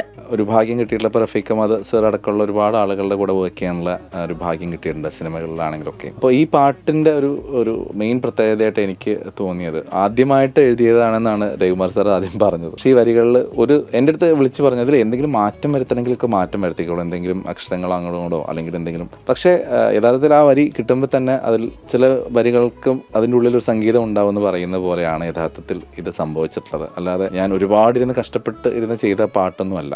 ഗായിക കാർത്തികയും വിശാലും ചേർന്നാണ് ഭക്തിനിർഭരമായ ഗാനത്തിന്റെ ആലാപനം.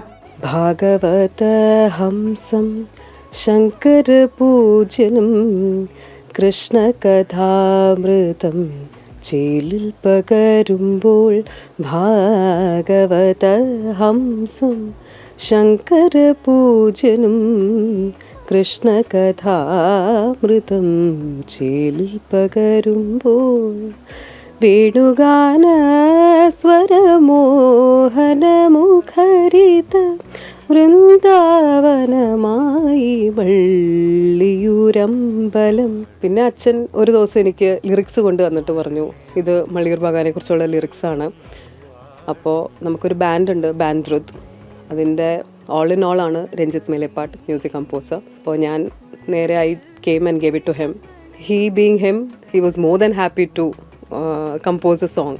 അപ്പോൾ നമുക്കിത് ചെയ്യാം, എന്നിട്ട് പാടാം എന്നുള്ള തീരുമാനത്തിലെത്തി. അന്ന് ഞാനും വിശാലും, എനിക്കൊന്നു അന്നത് ജോഗിലായിരുന്നു കമ്പോസ് ചെയ്തിരുന്നത്. ഞങ്ങൾ രണ്ടുപേരും കൂടെ ഒരുമിച്ച് അന്ന് പാടി.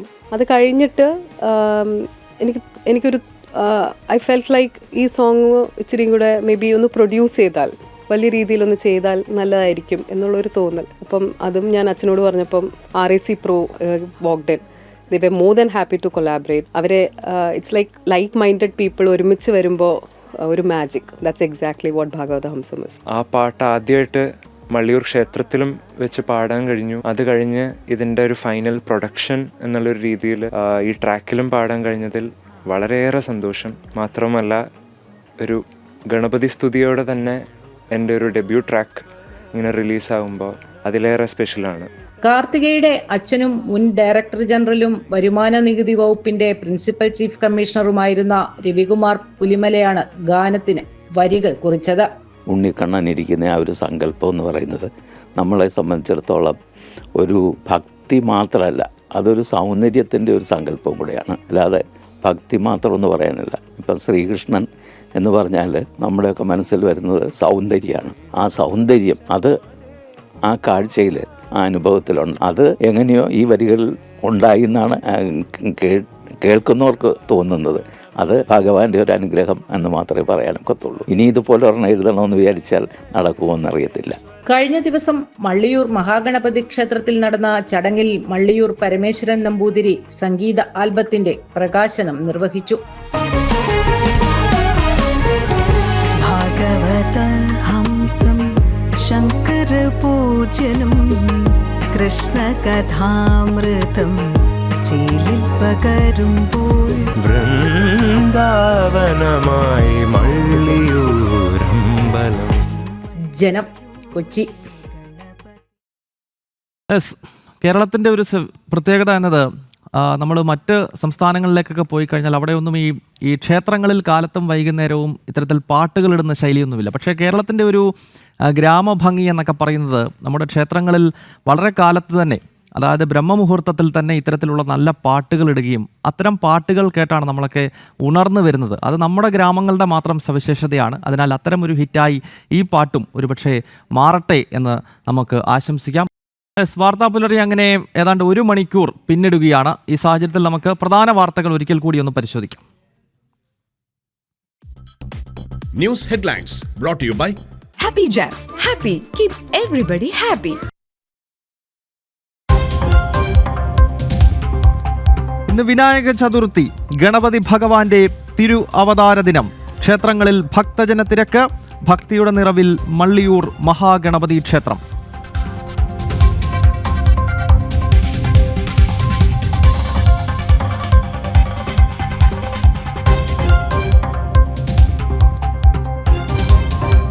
ഓണത്തിനെതിരായ വർഗീയ പരാമർശത്തിൽ അധ്യാപികയ്ക്കെതിരെ കേസ്. നടപടി തൃശൂർ പെരുമ്പല്ലാവൂരിലെ സിറാജുൽ സ്കൂൾ അധ്യാപിക ഖദീജയ്ക്കെതിരെ കേസ്. ജനം TV വാർത്തയ്ക്ക് പിന്നാലെ ജനം ബിഗ് ഇമ്പാക്ട്.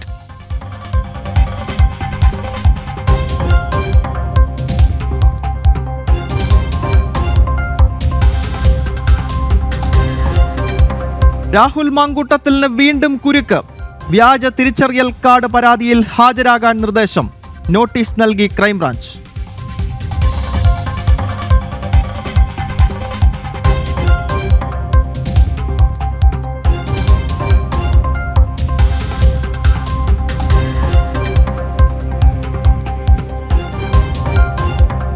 ആശമാരുടെ ഓഡിറ്റോറിയം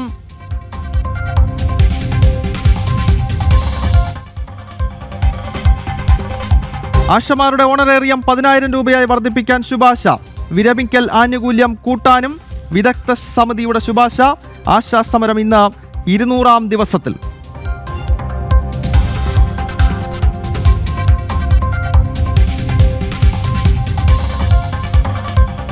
കാസർഗോഡ് പള്ളി ഇമാം 22-കാരിയെ മൊഴി ചൊല്ലിയ കേസിൽ അന്വേഷണം ഇഴഞ്ഞു തന്നെ. സ്ത്രീധനത്തിന്റെ പേരിൽ അതിക്രൂരമായ മർദ്ദനമെന്ന് പരാതിയിലും നടപടിയില്ല. ഓഡിയോ സന്ദേശം പുറത്തുവിട്ട് കുടുംബം.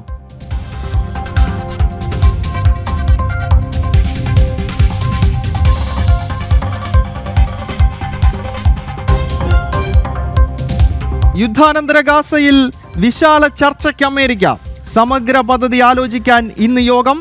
ഹമാസിനെ പൂർണ്ണമായി ഇല്ലാതാക്കാൻ സൈനിക നടപടി തുടർന്ന് ഇസ്രായേൽ.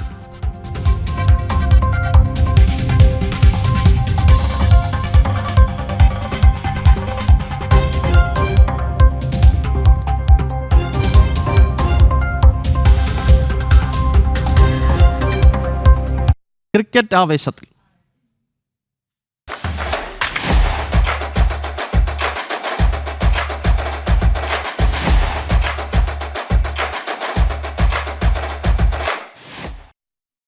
വാർത്താപ്പുലരി നേരെ പോകുന്നത് KCL ആവേശത്തിലേക്കാണ്. കേരള ക്രിക്കറ്റ് ലീഗിന്റെ 2ാം സീസണിൽ കൊച്ചി ബ്ലൂ ടൈഗേഴ്സിന് ആദ്യ തോൽവി. അവസാനം വരെ ആവേശം നിറഞ്ഞു നിന്ന മത്സരത്തിൽ തൃശൂർ ടൈറ്റൻസ് 5 വിക്കറ്റിന് കൊച്ചിയെ വീഴ്ത്തുകയായിരുന്നു. ആദ്യം ബാറ്റ് ചെയ്ത കൊച്ചി 20 ഓവറിൽ 7 വിക്കറ്റ് നഷ്ടത്തിൽ 188 റൺസ് എടുത്തു. മറുപടി ബാറ്റിംഗിനിറങ്ങിയ തൃശൂർ അവസാന പന്തിൽ ലക്ഷ്യത്തിലെത്തി. ഹാട്രിക് അടക്കം 5 വിക്കറ്റ് വീഴ്ത്തിയ AK അജിനാസാണ് കളിയിലെ താരം.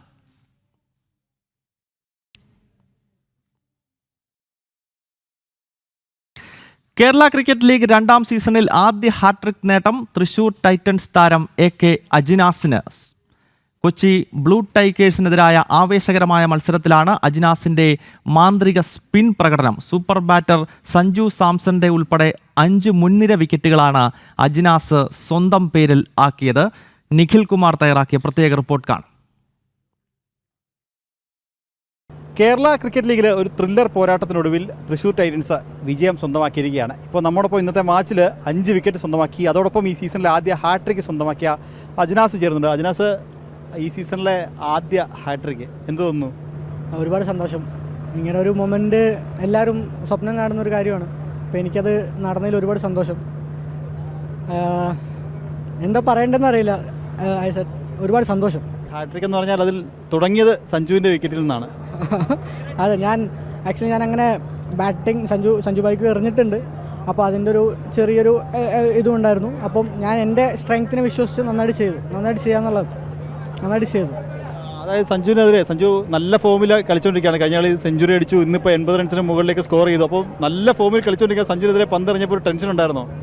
ഇല്ല, സഞ്ജുഭായി ബാറ്റ് ചെയ്തുകൊണ്ടിരുന്നപ്പോൾ നമ്മുടെ അടുത്ത് ചിരിച്ചും കളിച്ചുകൊണ്ട് സംസാരിച്ചുകൊണ്ടിരുന്നത്. അപ്പോൾ ആ ഒരു ഫ്രീഡത്തിൽ തന്നെ ഞാനും ബോൾ ചെയ്തത്. ഞാൻ ഒരുപാട് അങ്ങനെയൊന്നും ചിന്തിച്ചിട്ടില്ല. സിമ്പിളായിട്ട് എൻ്റെ കാര്യങ്ങൾ ചെയ്യാന്നുള്ള രീതിക്ക് ഞാൻ ബോൾ ചെയ്തിട്ടേ ഉള്ളൂ. 5 വിക്കറ്റ് നേട്ടം സ്വന്തമാക്കി. ഈ സീസണിലെ ഏറ്റവും ബെസ്റ്റ് ഫിഗറാണ്. ഞാൻ പറഞ്ഞല്ലോ ചേട്ടാ, എനിക്കിതൊക്കെ ഒരു സ്വപ്നമാണ്. അപ്പോൾ ഒരുപാട് സന്തോഷം. ഇങ്ങനെയൊക്കെ സംഭവിച്ചതിൽ ഒരുപാട് സന്തോഷം. ഇനിയും ചെയ്യാം. ഒരുപാട് ഒന്നും ആയിട്ടില്ല, തുടങ്ങിയിട്ടുള്ളൂ. സീസൺ സ്റ്റാർട്ട് ചെയ്തിട്ടേ ഉള്ളൂ. പിന്നെ ഈ അവസരം കിട്ടുമ്പോൾ ഒരുപാട് ചെയ്തുകൊണ്ടിരിക്കുക, അത്രേ ഉള്ളൂ. മത്സരത്തിൽ വിജയം സ്വന്തമാക്കിയിട്ടുണ്ട് ടീം. അതും അവസാന പന്ത് വരെ ആവേശം നിറഞ്ഞെന്ന്. അതെ, ഞങ്ങളെല്ലാവരും ഭയങ്കര എന്താ പറയുക എക്സൈറ്റ്മെൻറ്റിലും പ്രഷറിലുമാണ്. പക്ഷേ ഞങ്ങളുടെ ക്യാപ്റ്റനെ ഞങ്ങൾക്ക് അറിയാം, അവസാന നിമിഷം വരെ ജയിക്കാൻ വേണ്ടി ഉയിര് കൊടുത്ത് നിൽക്കുന്ന ഒരു ക്യാപ്റ്റനാണ്. സോ ഞങ്ങൾക്ക് എല്ലാവർക്കും ഉറപ്പായിരുന്നു ക്യാപ്റ്റൻ എന്തായാലും അടിച്ച് ജയിപ്പിക്കും എന്നുള്ളത്. അപ്പം ലക്ക് ഫാക്ടർ ഞങ്ങളുടെ വഴിയിൽ തന്നെ പോയതിൽ ഒരുപാട് സന്തോഷം. അപ്പം ഇമ്രാൻ്റെ ഒരു പ്രകടനം എടുത്തു പറയേണ്ടതാണ്. കാരണം കഴിഞ്ഞ മത്സരങ്ങളിലൊക്കെ മികച്ച സെഞ്ചുറി നേടി, അർദ്ധ സെഞ്ചുറി നേടി, ഇന്നും അർദ്ധ സെഞ്ചുറി നേടി. സോ ഇമ്രാൻ നമുക്കറിയാം, ഇമ്രാൻ നമ്മുടെ ഒരു കൺസിസ്റ്റൻ്റ് ആയിട്ടുള്ള ഒരു ക്രിക്കറ്ററാണ്, ഒരുപാട് ഷോട്ട്സ് ഉള്ള ഒരു ക്രിക്കറ്ററാണ്. സോ ഇമ്രാൻ്റെ നിന്ന് നമ്മൾ പെർഫോം ചെയ്യുന്നുള്ളത് ഉറപ്പാണ്. അവൻ ഫ്രീ ആയിട്ട് ചെന്ന് അവൻ്റെ കാര്യങ്ങൾ അവൻ ചെയ്തുകൊണ്ടിരിക്കും. നമുക്ക് അവനെ എന്താ പറയുക, ഭയങ്കര പ്ലെയറാണ്. അപ്പോൾ നമുക്കത് അവനിലും വിശ്വാസമുണ്ട്. അപ്പോൾ ചുമ്മാ നമ്മുടെ ടോപ്പ് ഓർഡേഴ്സിൽ നല്ലൊരു സ്റ്റാർട്ട് തരാൻ വേണ്ടിയിട്ട് ഇമ്രാൻ ഈസി ആയിട്ട് കഴിയും. ഇപ്പോൾ യങ് ലാഡ് ഭയങ്കരമായിട്ടൊരു ആറ്റിറ്റ്യൂഡ് കാണിക്കുന്നത് ക്രിക്കറ്റിൽ ഭയങ്കര പോസിറ്റീവ് സൈനാണ് ഞങ്ങളുടെ ടീമിന്. It's good. എന്തായാലും വരുന്ന മത്സരത്തിലും മികച്ച പ്രകടനം കാഴ്ചവെക്കാനാകട്ടെ എന്ന് ആശംസിക്കുകയാണ്. കാര്യവട്ടം സ്റ്റേഡിയത്തിൽ നിന്നും മനോജ് വട്ടിയൂർക്കാവിനൊപ്പം എം നിഖിൽകുമാർ, ജനം. KCL വിശേഷങ്ങൾ അവസാനിക്കുന്നില്ല. നായകൻ സിജോ മോൻ ജോസഫും AK അർജുനും ചേർന്ന് നടത്തിയ രക്ഷാപ്രവർത്തനമാണ് കൊച്ചിക്കെതിരായ തൃശ്ശൂരിൻ്റെ ജയമൊരുക്കിയത്. അവസാന പന്തിൽ ബൗണ്ടറി നേടിയായിരുന്നു തൃശ്ശൂർ ജയിച്ചത്. കളിയിലെ വിജയശില്പി നായകൻ സിജോ ജോമിനൊപ്പം M നിഖിൽകുമാർ തയ്യാറാക്കിയ മറ്റൊരു റിപ്പോർട്ട് കൂടി കാണാം.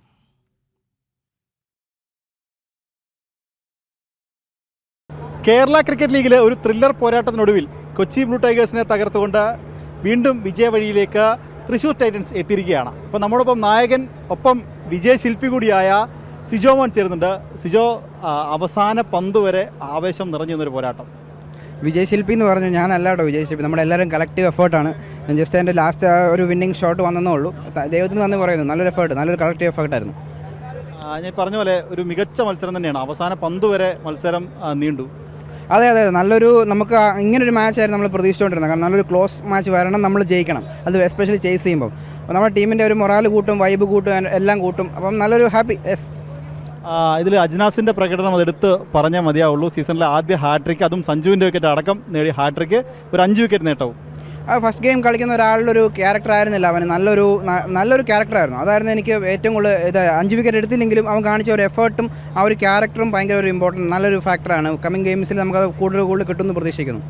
അപ്പം ഇമ്രാൻ്റെ ഈ സീസണിലെ പ്രകടനം അത് എടുത്ത് പറയേണ്ടത് തന്നെയാണ്. കാരണം ഒരു സെഞ്ചുറി നേടി, ഇപ്പോൾ 2 അർദ്ധ സെഞ്ചുറി, ഓറഞ്ച് ക്യാപ്പ് സ്വന്തമാക്കിയിരിക്കുകയാണ് ഇമ്രാൻ. ഞാൻ കഴിഞ്ഞ ദിവസം ഇൻ്റർവ്യൂവിൽ ഞാൻ പറഞ്ഞു 40% ആയിട്ടുള്ളൂ എന്ന് പറഞ്ഞു. ഞാൻ ഇപ്പോഴും പറയും 50% ഇമ്രാൻ്റെ പുറത്ത് വന്നിട്ടുള്ളൂ. ഇനി ഒരു 50% പുറത്ത് വരാനുണ്ട്. ഈ വർഷം അവൻ തന്നെ അടിച്ചൊരു 1000 റണ്ണാണ് ഞാൻ പ്രതീക്ഷിക്കുന്നത് അവനിൽ നിന്ന്. ഓറഞ്ച് ക്യാപ്പ് എന്തായാലും ഇത്തവണ ഇമ്രാൻ തന്നെ ഉറപ്പ്. ഇമ്രാൻ അല്ലെങ്കിൽ നമ്മുടെ ടീമിൽ ഒരാൾ, പക്ഷേ ഞാൻ 1000 റണ്ണാണ് അവനിൽ നിന്ന് പ്രതീക്ഷിക്കുന്നത്.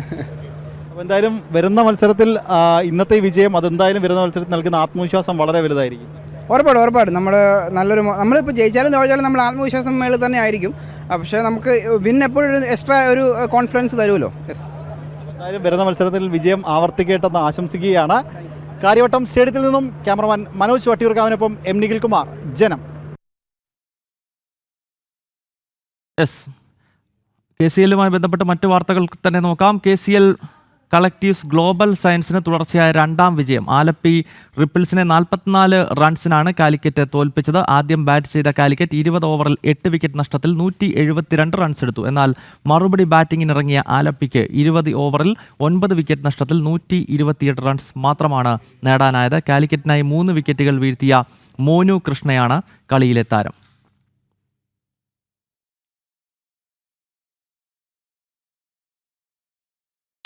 KCLിൽ തകർപ്പൻ പ്രകടനവുമായി പത്തനംതിട്ട സ്വദേശിയായ യുവതാരം മോനു കൃഷ്ണ. ആലപ്പി റിപ്പിൾസുമായി നടന്ന വാശിയേറിയ മത്സരത്തിൽ കാലിക്കറ്റ് ഗ്ലോബൽസിനായി നിർണായകമായ 3 വിക്കറ്റുകളാണ് മോനു കൃഷ്ണ നേടിയത്. ഈ പ്രകടനം ടീമിൻ്റെ വിജയത്തിൽ നിർണായക പങ്ക് വഹിച്ചു. മോനുവിനൊപ്പം ഗ്രീൻഫീൽഡ് സ്റ്റേഡിയത്തിൽ നിന്നും നിഖിൽ തയ്യാറാക്കിയ റിപ്പോർട്ടിലേക്ക്. കേരള ക്രിക്കറ്റ് ലീഗിൽ വിജയവഴിയിലേക്ക് തിരിച്ചെത്തിയ കാലിക്കറ്റ് ഗ്ലോബസ്റ്റേഴ്സിന് വേണ്ടി നിർണായക പ്രകടനം കാഴ്ചവെച്ച മോനുവാണ് നമ്മുടെ കൂടെയുള്ളത്. മോനു ഇന്ന് 3 വിക്കറ്റുകളാണ് സ്വന്തമാക്കിയത്. മോനു 3 വിക്കറ്റ് എടുത്തു, കളിയിലെ താരമായി. എന്ത് തോന്നുന്നു? സന്തോഷം തീർച്ചയായിട്ടും. കാരണം കുറച്ചധികം നാളുടെ പ്രാക്ടീസ് പോകുന്നുണ്ട്. നമ്മൾ ആഗ്രഹിച്ചൊരു നിമിഷമാണത് സംഭവിച്ചു. അതിലുപരി എനിക്ക് പറയാനുള്ളത് നമ്മുടെ ഒരു മാച്ചിലെ വേറെ പെർഫോമൻസ് ആരെങ്കിലും ശ്രദ്ധിക്കാതെ അഖിൽ സ്കറിയാൻ്റെ കുറച്ചുകൂടി ഡിസർവിംഗ് ആയിട്ട് തോന്നിയായിരുന്നു. ഞാൻ ചോദിക്കാവുന്നൊരു കാര്യമാണ് അഖിലിൻ്റെ പ്രകടനം. അഖിൽ കഴിഞ്ഞ മത്സരത്തിലും കളിയിലെ താരമായി, വിക്കറ്റ് എടുത്തു, ഓൾറൗണ്ട് പ്രകടനം കാഴ്ചവെച്ചു, ബാറ്റിങ്ങിലും ബോളിങ്ങിലും. അല്ല, നമ്മുടെ ടീം ഫസ്റ്റ് ഒന്ന് കൊളാപ്സ് ആയിരുന്നു 2 വിക്കറ്റ് പെട്ടെന്ന് പോയിട്ട്. ആ സിറ്റുവേഷനിൽ സ്കറിയൻ്റെ ഇന്നിങ്സാണ് നമ്മൾ ഒരു ഇത്ര ടോട്ടലൊക്കെ എത്തിച്ചത്. അതുകൊണ്ട് ബോളിങ്ങിൽ ആളുടെ ഒരു 4 ഓവർ ഒരു 15 ഉള്ളൊരു സ്പെല്ലുണ്ടായി 2 വിക്കറ്റ്. ആ ഒരു സ്പെല്ലും ആ ഒരു ബാറ്റിങ്ങുമാണ് ഈ ഒരു മാച്ച് ടേണിംഗ് പോയിൻ്റായിട്ട് എനിക്ക് കുറച്ച് ഫീൽ ചെയ്തത്. എൻ്റെ ബോളിങ്ങിനേക്കാളും ബെറ്ററായിട്ട് എനിക്ക് ഫീൽ ചെയ്തത് അതാണ്. ആദ്യത്തെ 2 മത്സരങ്ങളിൽ പരാജയം എന്നല്ല നിർഭാഗ്യം കൊണ്ട് വിജയിക്കാനായില്ല. പിന്നീട് ഇങ്ങോട്ട് വിജയത്തിലേക്ക് എത്തി. അതും 2 മത്സരങ്ങളിലും വളരെ നെക്ക് ടു നെക്ക് മാച്ചുകളായിരുന്നു. പിന്നീട് ഇങ്ങോട്ട് വിജയ വഴിയിലേക്ക് എത്തി. ഫസ്റ്റ് 2 മാച്ച് നമ്മൾ ലക്ക് ഫാക്ടർ നമുക്കെതിരായിരുന്നു. കാരണം ലാസ്റ്റ് ബോൾ തോൽവി, വളരെ ക്ലോസ് ആയിട്ട് തോൽവി. പക്ഷെ നമ്മൾ ടീം ഫുള്ളായിട്ട് വിശ്വസിക്കുന്നുണ്ടായിരുന്നു നമുക്ക് പറ്റും എന്നുള്ളത്. കാരണം നമ്മുടെ ഒരു എല്ലാവരും പീക്കിലാണ് നിൽക്കുന്നത് ഇപ്പം. അപ്പോൾ നമുക്ക് വിശ്വാസം കൊണ്ട് ഇനിയുള്ള ബാക്കി മാച്ച് നമ്മൾ ജയിക്കുന്നുള്ളത്. ആ തോൽവി നമ്മളെ ബാധിച്ചിട്ടില്ല ശരിക്കും പറഞ്ഞാൽ. നമുക്കൊരു ജയം കിട്ടേണ്ട ആവശ്യമുണ്ടായിരുന്നു, കിട്ടി. നമ്മൾ കണ്ടിന്യൂ ചെയ്യാൻ പ്ലാൻ അത് തന്നെയാണ് പ്ലാൻ മുമ്പോട്ടുള്ളത്. നായകൻ രോഹൻ എല്ലാ കളിയിലും മികച്ച പ്രകടനം പുറത്തെടുക്കുന്നുണ്ട്. റോഹൻ ചേട്ടൻ നമ്മുടെ ടീമിലെ സീനിയേഴ്സ് നമുക്ക് തരുന്ന ഒരു മോട്ടിവേഷൻ ഭയങ്കര വലുതാണ്. ഇപ്പം നമുക്ക് ഹെൽപ്പ് വേണം തോന്നിക്കഴിഞ്ഞാൽ അവർ ഒരു മടിയില്ല, നമ്മൾ ഡയറക്റ്റ് അപ്രോച്ച് നമ്മളെ കാര്യം സംസാരിക്കുന്നുണ്ട് നമ്മുടെ അടുത്ത്. അതാണ് ഇപ്പോൾ എന്നെപ്പോലത്തെ യങ്സ്റ്റേഴ്സിന് എനിക്ക് ഫീൽ ചെയ്ത കൂടുതൽ കാര്യമാണ്. ഇപ്പം വേറെ 2 സ്കറിയ ആയാലും അജ്നാസ്കി ആയാലും തന്നെ ഇപ്പം നമ്മൾ ഗ്രൗണ്ടിൽ നമ്മൾ താഴെ പോകും തോന്നി കഴിഞ്ഞാൽ അപ്പോൾ തന്നെ ഓടി കാര്യം പറയുന്നുണ്ട്. ഒരു ഈഗോ അങ്ങനെയൊന്നും ഇല്ലാണ്ട്. അതാണ് ടീമിലൊരു വിജയമായിട്ട് എനിക്ക് തോന്നി. കാരണം എല്ലാവരും തമ്മിൽ സക്സസ് ആഗ്രഹിക്കുന്ന ആൾക്കാരാണ്. അല്ലെങ്കിൽ ഇത് എനിക്ക് വേണം അങ്ങനെയല്ല, നമ്മൾ ടീം ജയിക്കണം അല്ലെങ്കിൽ അവൻ ജയിക്കണം, അങ്ങനെ സംഭവമാണ് നമുക്കുള്ളത്. അതായിരിക്കാം കൂടുതലും റിസൾട്ട് വരാൻ സാധ്യത കൂടുതൽ.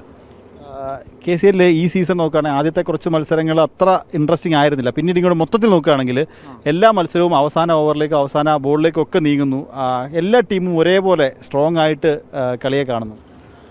അത് എനിക്ക് തോന്നിയൊരു ഫാക്ടർ, നമ്മളിപ്പോൾ ക്യാമ്പ് നമുക്കൊരു 10 ദിവസം 15 ദിവസം ഉണ്ടായുള്ളൂ ടീമുകൾക്ക്. അപ്പോൾ ആ മിക്ക ടീമുകൾക്കും പ്രാക്ടീസ് മാച്ചിലൊന്നും കളിക്കാനുള്ള ഒരു ചാൻസ് കിട്ടില്ല. വളരെ കുറച്ച് ടീമിനെ കിട്ടിയിട്ടുള്ളൂ.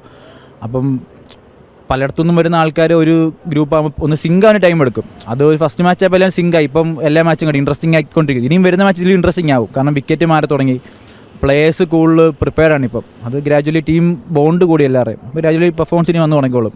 മാച്ച് ഇൻട്രസ്റ്റിംഗ് ആയിക്കോളും കാണികൾക്ക്. അപ്പോൾ ഒരു കാര്യം കൂടി, അതായത് നേരത്തെ മോനു പറഞ്ഞൊരു കാര്യമുണ്ട്. അതായത് ഈ വിജയം മുന്നോട്ടുള്ള യാത്രയിൽ വളരെ രീതിയിൽ ഉപകാരപ്രദമാകും. തീർച്ചയായിട്ടും നമുക്കൊരു ലക്ഷ്യമുള്ളൂ, ചാമ്പ്യൻസ് ആണെന്നുള്ളത്. അപ്പോൾ നമുക്കൊരു ജയം, ഒരു സ്ട്രീക്ക് കിട്ടി 2 മാച്ച്, നമ്മളത് കണ്ടു തന്നെയാണ് പ്ലാൻ. തീർച്ചയായിട്ടും ചാമ്പ്യൻഷിപ്പിൽ കുറഞ്ഞൊന്നും നമ്മൾ ആഗ്രഹിക്കുന്നുമില്ല. All the best. ഓക്കെ, എന്തായാലും വിജയത്തിൽ കുറഞ്ഞതൊന്നും ഇനി അങ്ങോട്ട് ആഗ്രഹിക്കുന്നില്ല എന്ന് തന്നെയാണ് മോനും പറഞ്ഞു വെക്കുന്നത്. കാര്യവട്ടം സ്റ്റേഡിയത്തിൽ നിന്നും മനോജ് വട്ടിയൂർക്കാവിനൊപ്പം M. നിഖിൽകുമാർ, ജനം. KCL വിശേഷങ്ങളാണ് M. നിഖിൽകുമാർ പങ്കുവെക്കുന്നത്. നമുക്കറിയാം, മുൻപ് IPL എന്ന ഒരു ക്രിക്കറ്റ് സീസൺ ആരംഭിച്ചതോടുകൂടി നമ്മുടെ രാജ്യത്ത് അറിയപ്പെടാതെ കിടന്ന ധാരാളം ക്രിക്കറ്റ് താരങ്ങൾക്ക് മുഖ്യധാര കളിക്കാരായി മാറാൻ സാധിച്ചിരുന്നു. അതായത് ദേശീയ ടീമിൻ്റെ ഭാഗമാകാൻ നിരവധി ചെറിയ കളിക്കാർക്ക് സാധിച്ചതിൻ്റെ അടിസ്ഥാനപരമായ കാരണം എന്നത് IPL എന്ന് പറയുന്നൊരു സീസൺ 2007 ആരംഭിച്ചു. അതിൻ്റെ ആദ്യ സീസൺ രാജ്യത്തിന് പുറത്തും പിന്നീട് അകത്തുമായൊക്കെ ഇപ്പോൾ നടക്കുന്നത് നമുക്കറിയാം. ഇപ്പോൾ ഈ KCL വരുമ്പോഴും ഇപ്പോൾ ധാരാളം അത്തരം കളിക്കാർ, ഒരുപക്ഷെ ടാലൻ്റ് ഉണ്ടായിട്ടും മുഖ്യധാരയിലേക്ക് പല കാരണങ്ങളാൽ എത്താൻ പറ്റാത്തതായിട്ടുള്ള ധാരാളം കളിക്കാർക്ക് അവസരം ലഭിക്കുന്നതാണ് ഇത്തരം മത്സരങ്ങൾ എന്ന കാര്യത്തിൽ യാതൊരു സംശയവുമില്ല. IPL-ൻ്റെയൊക്കെ ആ ഒരു നിലവാരത്തിലേക്ക് തന്നെ ഇപ്പോൾ KCL-ഉം മാറുന്നു. അല്ലെങ്കിൽ രാജ്യത്തിൻ്റെ തന്നെ ശ്രദ്ധ ആകർഷിക്കുന്ന നിലയിലേക്ക് തലസ്ഥാനത്ത് നടക്കുന്ന ഈ മത്സരങ്ങൾ മാറുന്നു എന്ന് തന്നെയാണ് നിഖിൽ അവിടെ നിന്നും പങ്കുവെക്കുന്ന റിപ്പോർട്ടുകളിലൂടെ നമുക്ക് മനസ്സിലാക്കാൻ സാധിക്കുന്നത്. KCL-ൽ തുടർച്ചയായി 2ാം വിജയം നേടിയതിൻ്റെ ആത്മവിശ്വാസത്തിലാണ് കാലിക്കറ്റ് ഗ്ലോബ് സ്റ്റാർസ്. വരും മത്സരങ്ങളിലും വിജയം സ്വന്തമാക്കുമെന്നും കിരീടമാണ് ലക്ഷ്യമെന്നും ടീമിൻ്റെ പരിശീലകൻ തന്നെ വ്യക്തമാക്കുന്നു. കേരള ക്രിക്കറ്റ് ലീഗിൽ കാലിക്കറ്റ് ഗ്ലോബ്സ്റ്റേഴ്സ് വീണ്ടും ഒരു വിജയം സ്വന്തമാക്കിയിരിക്കുകയാണ്. ഇപ്പോൾ നമ്മോടൊപ്പം പരിശീലകൻ ഫിറോസ് വി റഷീദ് ചേരുന്നുണ്ട്. കാലിക്കറ്റ് ടീം വീണ്ടും ഒരു വിജയം സ്വന്തമാക്കിയിരിക്കുകയാണ്. തീർച്ചയായിട്ടും. കാര്യം 2 മാച്ച് ആദ്യത്തെ പോയെങ്കിലും ഞങ്ങൾ ഒരുപാട് വിഷമിച്ചിരിക്കുകയായിരുന്നു. എങ്ങനെയെങ്കിലും നമുക്ക് അടുത്ത ഒരു വിജയം കിട്ടിക്കഴിഞ്ഞാൽ പിന്നെ അതങ്ങനെ മുന്നോട്ട് പോയിക്കൊണ്ടിരിക്കും. അപ്പോൾ അതുപോലെ തന്നെ ആ രീതിയിൽ തന്നെ നമുക്ക് മുന്നോട്ട് പോയിക്കൊണ്ടിരിക്കുകയാണ്. നല്ല 2 വിന്നാണ് ഇപ്പോൾ കിട്ടിയേക്കുന്നത്. അതിലെടുത്ത് പറയേണ്ട ഒരു പ്രകടനം അഖിൽ സ്കറിയുടെയാണ്. അത് ഓൾറൗണ്ട് പ്രകടനം എന്ന് പറയാൻ സാധിക്കും. കഴിഞ്ഞ ദിവസം നമ്മൾ അഖിലിനോട് സംസാരിച്ചിരുന്നു. അപ്പോൾ അഖിൽ പറഞ്ഞ് ഞാൻ ഒരു ഓൾറൗണ്ടറാണ്, എനിക്കിതുവരെ അത് എങ്ങും പ്രൂവ് ചെയ്യാൻ പറ്റിയിട്ടില്ല, നിങ്ങൾ കിട്ടിയൊരു അവസരം എന്നാണ് അഖിൽ കഴിഞ്ഞ ദിവസം നമ്മോട് പറഞ്ഞത്. ഇന്നും അത് തന്നെ, 2 വിക്കറ്റ് സ്വന്തമാക്കി, 45 നിർണായകമായ 45 റൺസും സ്വന്തമാക്കി. ഉറപ്പായിട്ടും. കാരണം അഖിൽ എന്നൊരു പ്ലെയറിന് വെരി യൂട്ടിലിറ്റി പ്ലെയറാണ്. എവിടെയാണ് എപ്പോഴും മാച്ച് തിരിക്കാമെന്ന് പറഞ്ഞാൽ ഞങ്ങൾക്ക് എക്സ്പെക്ട് ചെയ്യുന്നുണ്ടായിരുന്നു. എനി ടൈം അഖിലിൻ്റെ കൈ ബോൾ കിട്ടിയ ഉടനെ നമുക്കൊരു ബ്രേക്ക് ത്രൂ വരും അവിടെ. അത് കഴിഞ്ഞ കുറേ കാലങ്ങളായിട്ട് അങ്ങനെ, കഴിഞ്ഞ വർഷങ്ങളൊക്കെ അത് തന്നെയാണ്. ഓരോ മാച്ചിനും നമുക്ക് ആൾ വരുമ്പോൾ ഒരു ഹോപ്പുണ്ട് നമുക്കൊരു വിക്കറ്റ് ഇപ്പോൾ ബ്രേക്ക് ത്രൂ കിട്ടുന്നുള്ളത്. കാരണം 100% വിശ്വസിക്കാവുന്ന ഒരാളാണ്. ഒപ്പം തന്നെ നായകൻ്റെ ഭാഗത്തുനിന്നൊരു പ്രകടനം, രോഹൻ്റെ ഭാഗത്തുനിന്ന് എല്ലാ മത്സരങ്ങളിലും കൃത്യമായി ഒരു കോൺട്രിബ്യൂഷൻ രോഹൻ്റെ ബാറ്റിൽ നിന്ന് വരുന്നുണ്ട്. എന്നെ സംബന്ധിച്ച് ഇത് പോരാ എനിക്ക്, കാരണം ഇതിൽ കൂടുതൽ പ്രതീക്ഷ, കാരണം നല്ലൊരു സ്റ്റാർട്ടാണ് പ്രതീക്ഷിക്കണം എപ്പോഴും. രോഹന ചെയ്യുന്നുണ്ട്, പക്ഷേ മറ്റേ സൈഡിൽ അതർ സൈഡിൽ കുറച്ച് സ്ലോ ആവുന്നുണ്ട്. പക്ഷേ അത് നമുക്കൊരു സ്റ്റാർട്ടിങ് പ്രശ്നം തരുന്നുണ്ട്. പക്ഷേ രോഹൻ്റെ ഭാഗത്തുനിന്ന് നല്ല രീതിയിൽ മുന്നോട്ട് പോകുന്നുണ്ട്. ഒപ്പം ഇന്ന് കളിയിലെ താരമായ മോനുവിൻ്റെ പ്രകടനം ഉറപ്പായി. മോനുവിനെ സംബന്ധിച്ച് ഞങ്ങൾ എങ്ങനെ 3 ലെഫ്റ്റ് ആം ഫാസ്റ്റ് ബോളർ വെച്ച് ഞങ്ങൾ പ്ലാൻ ചെയ്തിരുന്നു. പക്ഷേ നമ്മൾ എക്സ്പെക്ട് ചെയ്യുക കൂടുതൽ നമുക്ക് മോനുവിൽ നിന്ന് കിട്ടിയിട്ടുണ്ടായിരുന്നു. ആദ്യത്തെ 1-2 പരാജയം, അതിനുശേഷമാണ് വീണ്ടും വിജയത്തിലേക്ക് എത്തിയത്. അപ്പോൾ കണ്ടിന്യൂസ് ആയിട്ട് 2 വിജയം. അപ്പോൾ ഇനി അങ്ങോട്ട് അതിൻ്റെ ആത്മവിശ്വാസം വരുന്ന മത്സരങ്ങളിലും. ആദ്യത്തെ 2 പരാജയം ഞങ്ങൾ വിചാരിച്ചിട്ടില്ല, രണ്ടും ഞങ്ങളുടെ മോറൽ വിക്ടറി തന്നെയായിരുന്നു. അതിൻ്റെ 4th മാച്ച് നമ്മൾ അതേപോലെ മുന്നോട്ട് പോവുകയാണ്. ഇനിയുള്ള മാച്ചൊക്കെ നമുക്ക് മുന്നോട്ട് ജയങ്ങൾ മാത്രം ചിന്തിച്ചാൽ മുന്നോട്ട് പോകുന്നത്. അത് പറഞ്ഞപ്പോഴാണ് പരാജയം എന്ന് പറയാൻ പറ്റില്ല, രണ്ടും നെക്ക് ടു നെക്ക് എന്ന്. അത് ഉറപ്പായിട്ടും, കാരണം രണ്ടും വളരെ നൈറ്റ് ബാറ്റിംഗ് ഫിനിഷ് ആയിരുന്നു. നമ്മുടെ കയ്യിൽ ഓൾമോസ്റ്റ് വന്ന ഇതാണ് ഗെയിമാണ്. പക്ഷെ എന്തോ ഒരു ലക്ക് അവിടെ അവർക്ക് ഫേവർ ചെയ്തെന്ന് മാത്രം.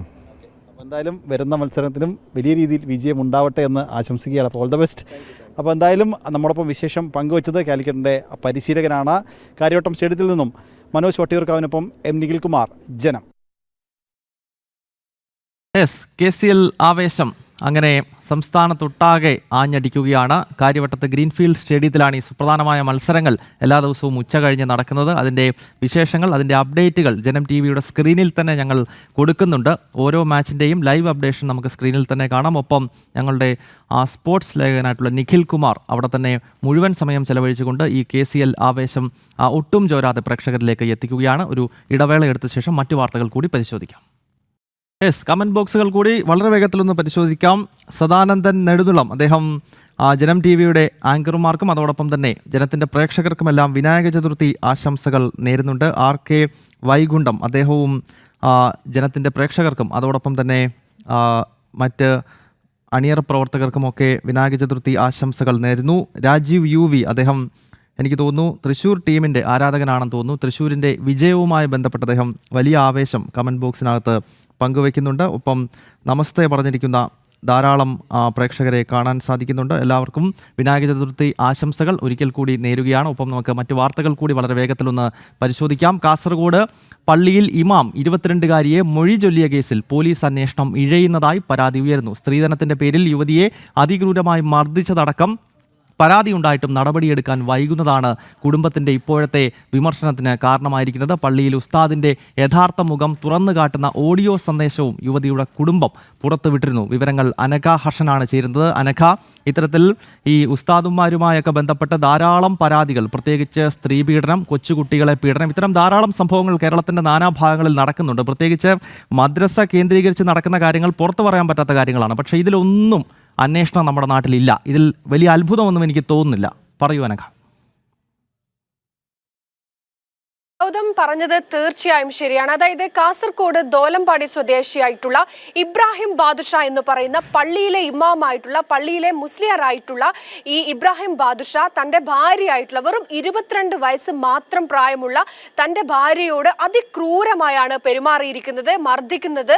മാത്രമല്ല ഈ ഭാര്യ 22 വയസ്സുള്ള ആ യുവതി ഗർഭിണിയായിരിക്കുമ്പോൾ പോലും വലിയ രീതിയിൽ ഉപദ്രവിച്ചിരുന്നു എന്നാണ് ഈ യുവതിയുടെ കുടുംബം പറയുന്നത്. മാത്രമല്ല ഇതുമായി ബന്ധപ്പെട്ട് ഈ കഴിഞ്ഞ ദിവസം, അതായത് ഒരാഴ്ചയ്ക്ക് മുൻപ് ഈ യുവതിയെ നിരന്തരം വീട്ടിൽ വെച്ച് ഈ രീതിയിലുള്ള ക്രൂരമായ പീഡനം ഇയാൾ യുവതിക്ക് നേരെ നടത്തിയിരുന്നു. മാത്രമല്ല യുവതിയോട് ഇയാൾ തന്നെ പറയുന്ന ഒരു ഓഡിയോ ഈ കുടുംബം പുറത്തുവിട്ടിട്ടുണ്ട്. അതായത് വീട്ടിൽ നിൽക്കുകയാണ് ഇബ്രാഹിം ബാദുഷ എന്ന് പറയുന്ന ആ ഇമാം പറഞ്ഞിരിക്കുന്നത്, തൻ്റെ ഒപ്പം ജീവിക്കുകയാണെങ്കിൽ നായയെ പോലെ ജീവിക്കണം, അല്ലെങ്കിൽ വീട്ടിൽ നിന്ന് പോകണമെന്ന് പറയുന്നു. അതിനുശേഷം ഈ യുവതിയോട് വലിയ രീതിയിൽ അസഭ്യവാക്കുകൾ വർത്തമാനം പറയുന്നു. അതിനുശേഷം യുവതിയോട് പറയുന്നു, ഞാൻ 2 തലാക്ക് തന്നോട് ചൊല്ലി, ഇനി 1 തലാക്ക് കൂടി ചൊല്ലുന്നു എന്ന് പറയുന്നു. ഇസ്ലാം മതപ്രകാരം 3 തലാക്ക് ചൊല്ലിക്കഴിഞ്ഞാൽ ആ ബന്ധം വേർപിരിഞ്ഞു. പിന്നീട് ആ ഭാര്യയ്ക്കും ഭർത്താവിനും ഒരുമിച്ച് ജീവിക്കാൻ ഈ മതവിധി പ്രകാരം സാധ്യമല്ല. അങ്ങനെ ഈ യുവതിയെ ഒറ്റ ദിവസത്തിൽ ഇത്തരത്തിൽ മൊഴി ചൊല്ലിയിരിക്കുകയാണ്. ഈ സംഭവങ്ങളൊക്കെ ചൂണ്ടിക്കാണിച്ചു. നേരിട്ട ഗാർഹിക പീഡനം, ഒരു പ്രഗ്നന്റ് ആയിരിക്കുമ്പോൾ പോലും തൻ്റെ ഭർത്താവിൽ നിന്ന് തനിക്ക് അനുഭവപ്പെട്ട അതിക്രൂരമായ പീഡനം, ഇതൊക്കെ ചൂണ്ടിക്കാണിച്ചുകൊണ്ട് യുവതി ഈ ദോലമ്പാടി പോലീസ് സ്റ്റേഷനിലെത്തി പരാതി നൽകിയിരുന്നു. പക്ഷേ ഈ പരാതി നൽകിയിട്ടും ഒരു നടപടിയും പോലീസിന്റെ ഭാഗത്ത് നിന്ന് ഉണ്ടായിട്ടില്ല എന്ന ഗുരുതരമായിട്ടുള്ള ആരോപണമാണ് കുടുംബത്തിന്റെ ഭാഗത്ത് നിന്ന് ഉണ്ടാകുന്നത്.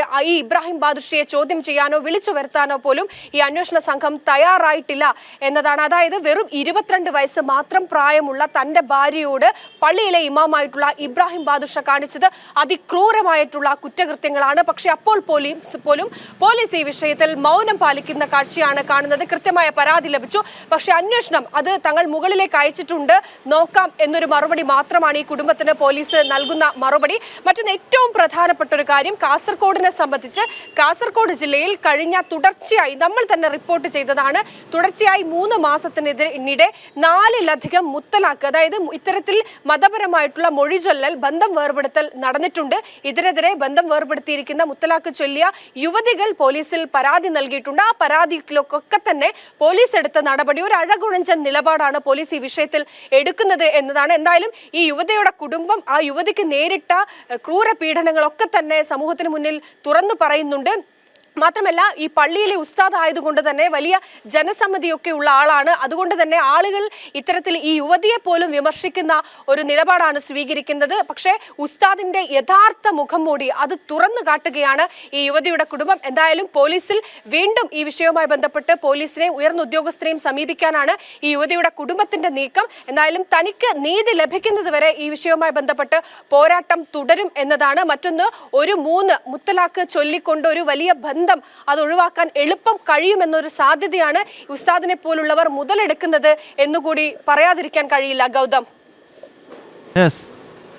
ഉസ്താദ് 22-കാരിയെ മൊഴി ചൊല്ലിയതുമായി ബന്ധപ്പെട്ട കേസിൽ അന്വേഷണം എങ്ങും എത്തുന്നില്ല എന്ന വലിയ വിമർശനം ഇപ്പോൾ ഈ കുടുംബത്തിൻ്റെ ഭാഗത്ത് നിന്നുണ്ടാവുകയാണ്. നമുക്കറിയാം, നമ്മുടെ രാജ്യത്ത് ഈ മുത്തലാഖ് ഉൾപ്പെടെയുള്ള ഇത്തരം വളരെ പ്രാകൃതമായിട്ടുള്ള 6-ാം നൂറ്റാണ്ടിലും മറ്റും നമ്മുടെ രാജ്യത്തിന് പുറത്ത് സൗദി അറേബ്യയിലൊക്കെ ആളുകൾ പ്രാക്ടീസ് ചെയ്തിരുന്നതായിട്ടുള്ള ഇത്തരം ദുരാചാരങ്ങൾ അത് പൂർണ്ണമായി തന്നെ ഒഴിവാക്കിക്കൊണ്ടാണ് കേന്ദ്ര സർക്കാർ പ്രത്യേക നിയമങ്ങൾ കൊണ്ടുവന്നത്. 2017 തന്നെ ഈ മുത്തലാഖ് പോലെയുള്ള ആചാരങ്ങൾ ഭരണഘടനാ വിരുദ്ധമാണ്, അത് ഭാരതം പോലെ ഒരു ജനാധിപത്യ രാജ്യത്ത് ഒട്ടും അനുശാസിക്കാൻ പറ്റുന്നതല്ല എന്ന് നമ്മുടെ പരമോന്നത നീതിപീഠം തന്നെ വ്യക്തമാക്കിയിരുന്നു. അതേ തുടർന്ന് മുത്തലാഖ് ഒരു ക്രിമിനൽ കുറ്റമാകുന്ന രീതിയിലുള്ള നിയമവ്യവസ്ഥ നമ്മുടെ പാർലമെൻറ്റ് പാസ്സാക്കിയതാണ്. പക്ഷേ ഇപ്പോഴും ഇത്തരം സംഭവങ്ങൾ കേരളം പോലെയുള്ള സംസ്ഥാനങ്ങളുടെ പല ഭാഗങ്ങളിലും നടക്കുന്നു എന്നതാണ് അതീവ ദുഃഖകരമായ വസ്തുത. അതുമാത്രമല്ല, അത്തരം വിഷയങ്ങളിൽ നമ്മുടെ ഭരണ സംവിധാനങ്ങൾ ഒരു തരത്തിലും നിലപാടെടുക്കാൻ, അന്വേഷണം നടത്താൻ, അല്ലെങ്കിൽ ആ സ്ത്രീക്കൊപ്പം നിൽക്കുവാൻ, ആ കുടുംബത്തിനൊപ്പം നിൽക്കുവാൻ നമ്മുടെ ഭരണ സംവിധാനമോ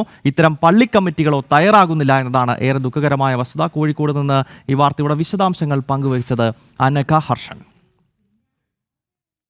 മറ്റു വാർത്തകൾ നോക്കാം. ആശമാരുടെ ഓണറോറിയം 10,000 രൂപയായി വർദ്ധിപ്പിക്കാൻ ശുപാർശ, വിരമിക്കൽ ആനുകൂല്യം കൂട്ടാനും പ്രശ്നങ്ങൾ പഠിച്ച വിദഗ്ധ സമിതി റിപ്പോർട്ട് ശുപാർശ ചെയ്യുന്നു. അതേസമയം ഓണക്കാലത്ത് ആശമാരെ കൈയൊഴിയുന്ന നിലപാടാണ് സർക്കാർ സ്വീകരിക്കുന്നത്. ആശാസമരം ഇന്ന് 200-ാം ദിവസം പിന്നിടുകയാണ്. വിവരങ്ങൾ പ്രശാന്ത് ശങ്കരമംഗലത്ത് നൽകും. പ്രശാന്ത്, ഈ ആശാസമരം ഇപ്പോൾ 200-ാം ദിവസത്തിലേക്ക് കടക്കുന്ന ഘട്ടത്തിലും കേന്ദ്ര സർക്കാരിൻ്റെ ഭാഗത്ത് നിന്ന് അവർക്ക് ആശ്വാസം നൽകുന്ന ചില വാർത്തകൾ പുറത്തു വന്നിരുന്നു, ചില നീക്കങ്ങൾ ഉണ്ടായിരുന്നു. പക്ഷേ നമ്മുടെ സംസ്ഥാന സർക്കാർ ആ സെക്രട്ടേറിയറ്റിൽ നിന്നും ഒന്ന് നടന്നു പോകാനുള്ള ദൂരം മാത്രമേ മുഖ്യമന്ത്രിയുടെ ഓഫീസിലേക്കുള്ളൂ. പക്ഷേ ഒരു തരത്തിലുമുള്ള ഇടപെടൽ ഈ സംസ്ഥാന സർക്കാരിൻ്റെ ഭാഗത്ത് നിന്നും ആ സമരത്തിന് നേരെ ഉണ്ടായിട്ടില്ല. ഇപ്പോൾ 200 ദിവസം ആ സമരം പിന്നിടുന്നുവെങ്കിൽ അതിൻ്റെ അടിസ്ഥാനപരമായ കാരണം ഈ സംസ്ഥാന സർക്കാരിൻ്റെ നിലപാട് തന്നെയല്ലേ? പറയൂ പ്രശാന്ത്. ഗൗതം, കഴിഞ്ഞ ഫെബ്രുവരി 10-ാം തീയതിയാണ് ആശാസമരം സെക്രട്ടേറിയറ്റിന് മുമ്പിൽ ആശമാരുടെ രാപ്പകൽ സമരം ആരംഭിക്കുന്നത്. സമരം പിന്നിട്ട് ദിവസങ്ങൾ പിന്നിടുമ്പോഴും സർക്കാരിൻ്റെ ഭാഗത്തുനിന്ന്, അതായത് ഇടതുപക്ഷ സർക്കാരിൻ്റെ ഭാഗത്തു നിന്ന്, സ്ത്രീപക്ഷ സർക്കാരെന്ന് അവകാശപ്പെടുന്ന പിണറായി സർക്കാരിൻ്റെ ഭാഗത്തു നിന്ന് ഈ ആശമാർക്ക് യാതൊരുവിധ നടപടികളോ അല്ലെങ്കിൽ യാതൊരുവിധ ആനുകൂല്യങ്ങളും ഉണ്ടായില്ല. എന്നുമാത്രമല്ല, ആശമാരെ അധിക്ഷേപിക്കുന്ന ഒരു നടപടിയാണ് ഉണ്ടായത്. അത് CPM-ൻ്റെ ഭാഗത്തുനിന്നായാലും ശരി, അതോടൊപ്പം തന്നെ മന്ത്രിമാരടക്കം ഉള്ളവർ ഈ ആക്ഷേപിക്കുന്നൊരു സമീപനമാണ് ഉണ്ടായത്. എന്തായാലും സമരം 200-ാം ദിവസത്തിലേക്ക് പിന്നിടുമ്പോഴാണ് 7,000 രൂപ എന്നത് 10,000 രൂപയാക്കി വർദ്ധിപ്പിക്കണം, അതോടൊപ്പം തന്നെ വിരമിക്കൽ ആനുകൂല്യം നൽകണമെന്നടക്കമുള്ള കാര്യങ്ങളിൽ ഒരു ശുപാർശ വന്നിരിക്കുന്നത്. അതും ആശമാരുടെ സമരം പഠിക്കുവാൻ നിയോഗിച്ച വിദഗ്ധ സമിതി, ആ സമിതിയുടെയാണ് ഈ ശുപാർശയായിട്ട് ഇത്തരത്തിൽ വന്നിരിക്കുന്നത്. ഇപ്പോൾ നമ്മളോടൊപ്പം സമരസമിതിയുടെ നേതാവ് S. മിനി കൂടി ചേരുന്നുണ്ട്. ഇങ്ങനൊരു ശുപാർശ നിങ്ങൾ നേരത്തെ ഉന്നയിച്ചതാണ്, ഈ സമരത്തിൻ്റെ തുടക്കത്തിൽ തന്നെ ഉന്നയിച്ച കാര്യങ്ങളാണ്, ആ കാര്യങ്ങൾ തന്നെയാണ് ഇപ്പോൾ ശുപാർശയായി വന്നിരിക്കുകയും കൂടി ചെയ്തിരിക്കുന്നത്. തീർച്ചയായിട്ടും ഞങ്ങൾ ഉന്നയിച്ച ഡിമാൻഡുകൾ വളരെ ന്യായമാണെന്ന് കണ്ടെത്തിയിരിക്കുകയാണ് ഈ സമിതി. ആ അർത്ഥത്തിൽ ഞങ്ങൾക്ക് വളരെ സന്തോഷമുണ്ട്. പക്ഷേ സമരം ഇന്ന് 200-ാം ദിവസത്തിലേക്ക് കടന്നിരിക്കുന്നു. തീർച്ചയായിട്ടും സമിതിയുടെ കണ്ടെത്തൽ, അത് ഗവൺമെൻറ്, ഞങ്ങൾക്ക് അതിൻ്റെ ഉള്ളടക്കം ഇതുവരെ മനസ്സിലായിട്ടില്ല കൃത്യമായിട്ട്. അതൊരു വർധനവ് തന്നെ ആയിരിക്കുമെന്ന് ഞങ്ങൾ പ്രതീക്ഷിക്കുന്നു. ന്യായമായൊരു വർധനവ് ഞങ്ങൾ പ്രതീക്ഷിക്കുകയാണ്. ഗവൺമെൻറ് അത് പരിഗണിക്കുമെന്ന് ഞങ്ങൾ പ്രതീക്ഷിക്കുന്നു. വിരമിക്കൽ ആനുകൂല്യം 50,000 രൂപ എന്നത് 1 ലക്ഷം രൂപയാക്കുന്ന അടക്കമുള്ള കാര്യങ്ങൾ നേരത്തെ കേന്ദ്ര സർക്കാരിൻ്റെ ഭാഗത്തുണ്ടായിരുന്നു. ആ സമയത്താണ് നിങ്ങൾ അറിയുന്നത് 20,000 രൂപ ഉണ്ടായിരുന്നു എന്നടക്കമുള്ള കാര്യങ്ങൾ. ഇപ്പോൾ അതിലും വിരമിക്കൽ ആനുകൂല്യത്തിലും ഒരു നടപടി ഉണ്ടാക്കുമെന്നാണ് മനസ്സിലാക്കുന്നത്. തീർച്ചയായിട്ടും, കാരണം സംസ്ഥാനത്തിന് വേണ്ടി പ്രവർത്തിച്ചുകൊണ്ടിരിക്കുന്ന ആശമാർ അവരുടെ വാർദ്ധക്യകാലത്ത് പിരിഞ്ഞു പോകുമ്പോൾ ന്യായമായൊരു റിട്ടയർമെൻറ്റ് ബെനിഫിറ്റ് എന്നുള്ളത് ഒരു അവകാശമാണ്. അത് സംസ്ഥാന സർക്കാർ നൽകേണ്ടതാണ്. പശ്ചിമ ബംഗാൾ ഗവൺമെൻറ് 5 ലക്ഷം രൂപ നൽകുന്നുണ്ട്. കേന്ദ്ര ഗവൺമെൻറ് ഏറ്റവും ഒടുവിൽ 50,000 രൂപ പ്രഖ്യാപിച്ചിട്ടുണ്ട്, നൽകാൻ തീരുമാനമെടുത്തിട്ടുണ്ട്. അപ്പോൾ അതുപോലെ വളരെ ന്യായമായൊരു വർധനവ്, ഒരു ന്യായമായ ഒരു വിരമിക്കൽ ആനുകൂല്യം സംസ്ഥാനത്തിൻ്റെ ഭാഗത്ത് ഉണ്ടാകേണ്ടതുണ്ട്. നിലവിലെ സാഹചര്യത്തിൽ ആശമാരുടെ ശമ്പളവും അതോടൊപ്പം തന്നെ ഓണറേറിയവും വിരമിക്കൽ ആനുകൂല്യത്തെ എല്ലാം പറ്റി സർക്കാരിന് വലിയ അറിവുള്ളതാണ്. പിന്നെ ഒരു വിദഗ്ധ സമിതിയുടെ ആവശ്യമുണ്ടായിരുന്നു. ഈ വിദഗ്ധ സമിതി അന്വേഷണത്തിൽ കണ്ടെത്തുന്നത് പോലും ഇതുതന്നെയാണ്. ഒരിക്കലും ഒരു വിദഗ്ധ സമിതിയുടെ ആവശ്യമില്ല. ഞങ്ങൾ 53ാമത്തെ ദിവസം ആരോഗ്യമന്ത്രി വിളിച്ചു ചേർത്ത ചർച്ചയിൽ ഞങ്ങൾ അന്ന് പറഞ്ഞതാണ്, തൊഴിലാളികളുടെ പണിയെടുക്കുന്നവരുടെ കൂലി വർദ്ധിപ്പിക്കാൻ ഒരു വിദഗ്ധ സമിതിയുടെ ആവശ്യമില്ല. പക്ഷേ ആശമാരുടെ മറ്റ് വിഷയങ്ങൾ പഠിക്കാൻ നിങ്ങൾ വെച്ചുകൊള്ളൂ എന്ന് പറഞ്ഞു. പക്ഷേ കൂലി വർധനവ് വിദഗ്ധ സമിതിയുടെ നിർദ്ദേശപ്രകാരം മാത്രമേ പറ്റുള്ളൂ ഒരു നിലപാടാണ് സർക്കാർ സ്വീകരിച്ചത്. എന്തായാലും സമരം ഞങ്ങൾ മതിയാക്കാതെ സമരം മുഖത്ത് തന്നെയുണ്ട്, ഇനിയും തുടരും. ന്യായമായ ഒരു വർധന വരുന്നില്ലെങ്കിൽ തീർച്ചയായിട്ടും ഞങ്ങളുടെ സമരം മുന്നോട്ട് പോകും. ഓണക്കാലമാണ്, ഇനിയിപ്പം ഓണം വാരാഘോഷത്തിൻ്റെ ഭാഗമായിട്ട് സർക്കാരിൻ്റെ ഘോഷയാത്രയൊക്കെ വരാൻ പോകുകയാണ്. ഇതുവഴിയാണ് കടന്നു പോവുകയും ചെയ്യുന്നത്. ഞങ്ങൾ ഇവിടെ സമരത്തിന് വരുന്ന ഫെബ്രുവരി മാസമാണ്. അന്ന് കുട്ടികളുടെ പരീക്ഷാക്കാലമായിരുന്നു. അത് കഴിഞ്ഞ് നൊയമ്പ് കാലം വന്നു, വിഷുക്കാലം വന്നു. അങ്ങനെ പല കാലങ്ങളും ഞങ്ങൾ ഈ സമരമുഖത്തിരുന്നുകൊണ്ടാണ് ഞങ്ങൾ അനുഭവിച്ചത്. തീർച്ചയായിട്ടും ഓണവും ഞങ്ങളെ സംബന്ധിച്ച് ഈ തെരുവിൽ തന്നെയായിരിക്കും. ഞങ്ങളുടെ ഓണം ഒരു പ്രതിഷേധത്തിൻ്റെ ഭാഗമായിട്ട് തന്നെയാണ് ആ ഓണവും നടക്കുന്നത്. അതുകൊണ്ട് ആളുകളെ ഓണത്തിൻ്റെ ഒരു ആഘോഷത്തിലേക്ക് കൊണ്ടുവരണമെങ്കിൽ തീർച്ചയായിട്ടും ഗവൺമെൻറ് കണ്ണു തുറന്ന് കാണേണ്ടതുണ്ട്, പരിഗണിക്കേണ്ടതുണ്ട്. ഗൗതം, അത് തന്നെയാണ്. 6 മാസത്തോളം പിന്നിടുകയാണ്. അതായത് 200 ദിവസം എത്തിക്കഴിഞ്ഞിരിക്കുന്നത്. ഈ 200 ദിവസം എത്തുമ്പോഴാണ് സർക്കാരിന് ബോധം വരുന്നത് ഇത്തരത്തിൽ ആനുകൂല്യങ്ങൾ കൂട്ടിക്കൊടുക്കണമെന്നതടക്കമുള്ള കാര്യങ്ങളിൽ എന്തായാലും വലിയ രീതിയിലുള്ള ആക്ഷേപങ്ങളാണ് ഈ ആശമാർക്കെതിരെ നടന്നത്. അത് CPM ആയിക്കോട്ടെ, അതോടൊപ്പം തന്നെ സർക്കാരിലെ മന്ത്രിമാരായിക്കോട്ടെ, പല മന്ത്രിമാരും ഇത്തരത്തിൽ സമരവുമായി ബന്ധപ്പെട്ട്, സ്ത്രീപക്ഷ സമരവുമായി ബന്ധപ്പെട്ട് ന്യായമായ ആവശ്യങ്ങൾ നേടിയെടുക്കുന്നതിൻ്റെ ഭാഗമായിട്ട് ഒരു കൂട്ടം ആശാപ്രവർത്തകർ സമരവുമായി വരുമ്പോൾ ആ സമരക്കാരോട് കാണിച്ച സമീപനം, സംസ്ഥാന സർക്കാർ കാണിച്ച സമീപനം, ഇടതുപക്ഷ സർക്കാർ കാണിച്ച സമീപനം ഏറ്റവും ഞെട്ടിപ്പിക്കുന്നതായിരുന്നു. അവരെ വ്യക്തിഹത്യ ചെയ്യുന്ന അതായത് സ്ത്രീ ശാക്തീകരണത്തെ പറ്റി അങ്ങേയറ്റം വാചാലരാകുന്ന ശബരിമല പോലെ ഒരു ക്ഷേത്രത്തിൽ യുവതികൾ പ്രവേശിക്കണമെന്ന് പോലും പിടിവാശി പിടിക്കുന്ന ഒരു സർക്കാരാണ് ഈ ആശാസമരത്തെ കണ്ടില്ലെന്നടിക്കുന്നത്. ഒരു പ്രേക്ഷകൻ പറയുന്നത് പോലെ, രാജൻ ചെങ്ങാത്ത്, അദ്ദേഹം കമൻറ്റ് ബോക്സിൽ പറയുന്നത് election is coming, so Asha's will get something എന്നുള്ളതാണ്. കാരണം നമ്മുടെ നാട്ടിൽ തെരഞ്ഞെടുപ്പ് വരുവാണല്ലോ. ഇനിയിപ്പം തദ്ദേശ തെരഞ്ഞെടുപ്പ് വരുന്നു, അത് കഴിഞ്ഞാൽ പിന്നീട് വളരെ സുപ്രധാനമായിട്ടുള്ള നിയമസഭാ തെരഞ്ഞെടുപ്പ് വരികയാണ്. അതിനാൽ കണ്ണിൽ പൊടിയിടാൻ ചിലപ്പോൾ ഇനി എന്തെങ്കിലുമൊക്കെ ചെയ്താലായി എന്നാണ് അദ്ദേഹം പറയുന്നത്. വളരെ വസ്തുതയാണ്. നമ്മുടെ നാട്ടിലെ ഇടത് വലത് മുന്നണികളുടെ ഒരു രീതിയെപ്പറ്റിയാണ് ആ പ്രേക്ഷകൻ പരാമർശിക്കുന്നത്. ഒപ്പം നമ്മൾ മുൻപ് പറഞ്ഞ മുത്തലാഖുമായി ബന്ധപ്പെട്ട വിഷയങ്ങളിലും ധാരാളം പ്രേക്ഷകർ പ്രതികരിക്കുന്നത് കാണാൻ സാധിക്കുന്നുണ്ട്. മുത്തലാഖ് എന്തൊരു ആചാരമാണ് എന്ന നിലയിലുള്ള ഒരു പ്രതികരണം ജയപ്രകാശൻ എന്നൊരു പ്രേക്ഷകൻ, എന്ത് നല്ല ആചാരമാണ് മുത്തലാഖ് എന്ന് അദ്ദേഹം ഒരു പരിഹാസത്തോടു കൂടിയാണ് പറഞ്ഞിരിക്കുന്നത്. സത്യമാണ്. അതായത് നമ്മുടേതൊരു ജനാധിപത്യ രാഷ്ട്രമാണ്. അതിലേറ്റവും രസമെന്നത് ഈ മുത്തലാഖ് പല മുസ്ലിം രാജ്യങ്ങളിൽ പോലും ഇല്ലാത്ത ഒരു നിയമമാണ്. പല ഇസ്ലാമിക രാജ്യങ്ങളിലും മുത്തലാഖ് പ്രാക്ടീസ് ചെയ്യുന്നില്ല. പക്ഷേ ജനാധിപത്യ രാഷ്ട്രം എന്ന് നാം പറയുന്ന ഭാരതത്തിൽ കോൺഗ്രസിൻ്റെ ഭരണകാലത്ത് ഇത്രയും കാലം, ഏതാണ്ട് 56 വർഷക്കാലം കോൺഗ്രസും മറ്റു പല പാർട്ടികളും നമ്മുടെ രാജ്യം ഭരിച്ചിട്ടും അവരാരും ഈ മുത്തലാഖ് എന്ന ഈ കരിനിയമം, അല്ലെങ്കിൽ സ്ത്രീകളുടെ അവകാശങ്ങളെ ചോദ്യം ചെയ്യുന്ന നിയമം, മുസ്ലിം സ്ത്രീകളുടെ ജീവിതം ഇരുട്ടിലേക്ക് തള്ളി നീക്കുന്ന ഈ നിയമത്തെ ചോദ്യം ചെയ്യാൻ ഒരു ഭരണകൂടത്തിനും കഴിഞ്ഞിരുന്നില്ല. അതിന് നരേന്ദ്രമോദി എന്നൊരു നേതാവ് ഗുജറാത്തിൽ നിന്ന് അങ്ങ് രാജ്യതലസ്ഥാനത്തേക്ക് വരേണ്ടി വന്നു എന്ന കാര്യം കൂടി നമ്മൾ ഈ ഘട്ടത്തിൽ ഓർക്കേണ്ടതുണ്ട്. ഒപ്പം രാജീവ് UV എന്നൊരു പ്രേക്ഷകൻ, കുന്നംകുളം കക്കാട് ശ്രീ ഗണപതി ക്ഷേത്രത്തിലേക്ക് ജനം TV വരാറില്ലേ, അവിടെ ഉണ്ടെങ്കിൽ അവിടുത്തെ കാര്യങ്ങൾ കൂടി പറയണമെന്നാണ് ശ്രീ രാജീവ് UV.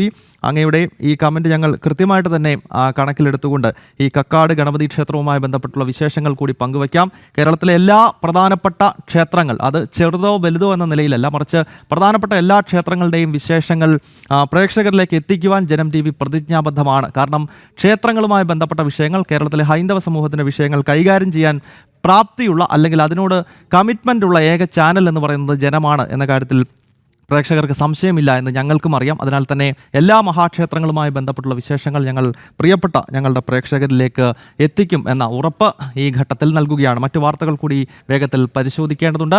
ബലാത്സംഗ കേസിൽ വേടൻ എന്ന ഹിരൺദാസ് മുരളിയുടെ മുൻകൂർ ജാമ്യ ഹർജിയിൽ ഹൈക്കോടതി ഇന്ന് വിധി പറയും. ജസ്റ്റിസ് ബെച്ചു കുര്യൻ തോമസിന്റെ ബെഞ്ചാണ് വിധി പറയുക. വ്യക്തിഹത്യയുടെ ഭാഗമാണ് തനിക്കെതിരെ ഉയർന്ന പരാതി എന്നാണ് വേടന്റെ വാദം. വിവരങ്ങൾ രേഷ്മ ബാബു നൽകും. രേഷ്മ, ഇന്ന് ഈ വേടനുമായി ബന്ധപ്പെട്ട കേസിൽ നിർണായകമായ വിധി പ്രസ്താവം കേരള ഹൈക്കോടതി പറയാൻ പോവുകയാണല്ലോ. എന്തൊക്കെയാണ് മറ്റു വിശദാംശങ്ങൾ?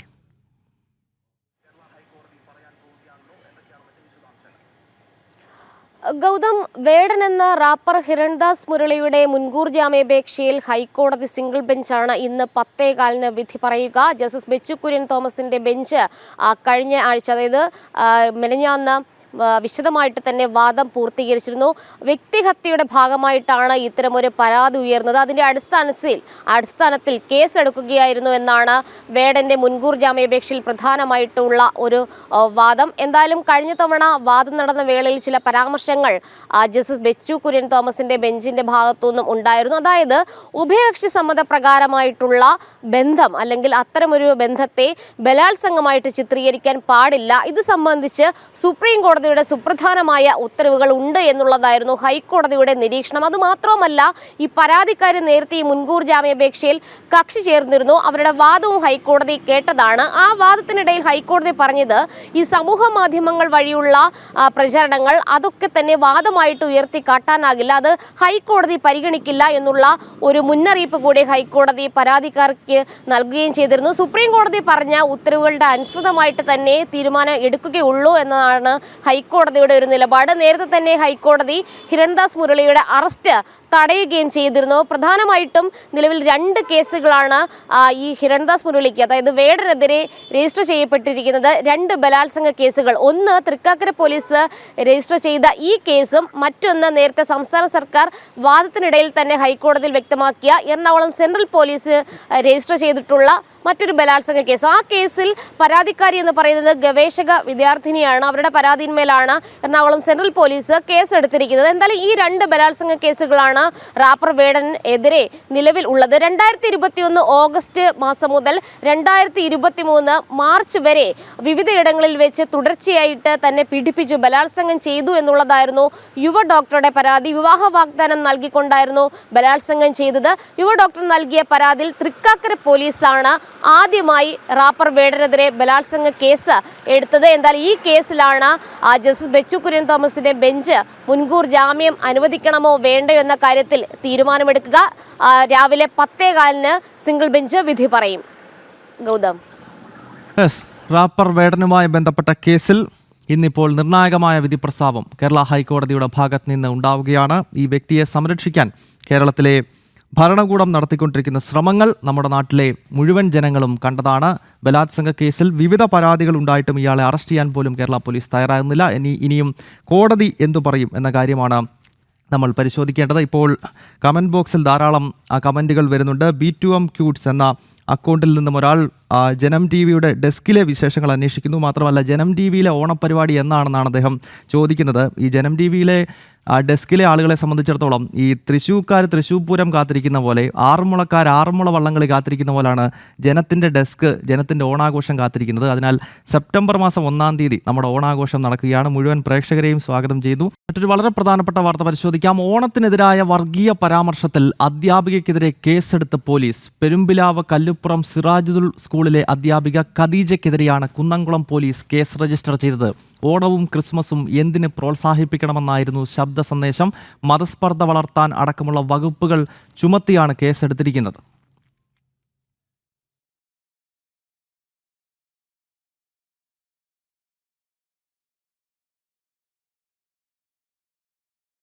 എനിക്ക് പറഞ്ഞു തരേണ്ട ഒരു കടമ എന്നിലുള്ളത് കൊണ്ട് തന്നെ ഇനി വരുന്ന ഓണം സെലിബ്രേഷന്, മറ്റു സെലിബ്രേഷനൊക്കെ ഉണ്ടാവുമല്ലോ, ക്രിസ്മസിനൊക്കെ. ഇപ്പം മെയിനായിട്ട് ഇപ്പോൾ എനിക്ക് പറയാനുള്ളത് ഈ ഓണം സെലിബ്രേഷനുമായി ബന്ധപ്പെട്ടിട്ടാണ്. അപ്പോൾ ആ സെലിബ്രേഷനിൽ നമ്മളോ നമ്മുടെ മക്കളോ ആരും തന്നെ പങ്കെടുക്കുന്നില്ല. വേഷവിധാനത്തിലാണെങ്കിലും മറ്റു കാര്യത്തിൽ എല്ലാ തരത്തിലും ആചാരത്തോട് ഏതെങ്കിലും തരത്തിൽ നമ്മൾ കടപിടിക്കുന്നുണ്ടെങ്കിൽ അത്തരത്തിലുള്ള പ്രവൃത്തികൾ നമ്മുടെ ഭാഗത്ത് നിന്ന് ഉണ്ടാവാൻ ഉണ്ടാവാതെ നമ്മൾ ഓരോരുത്തരും ശ്രദ്ധിക്കണം.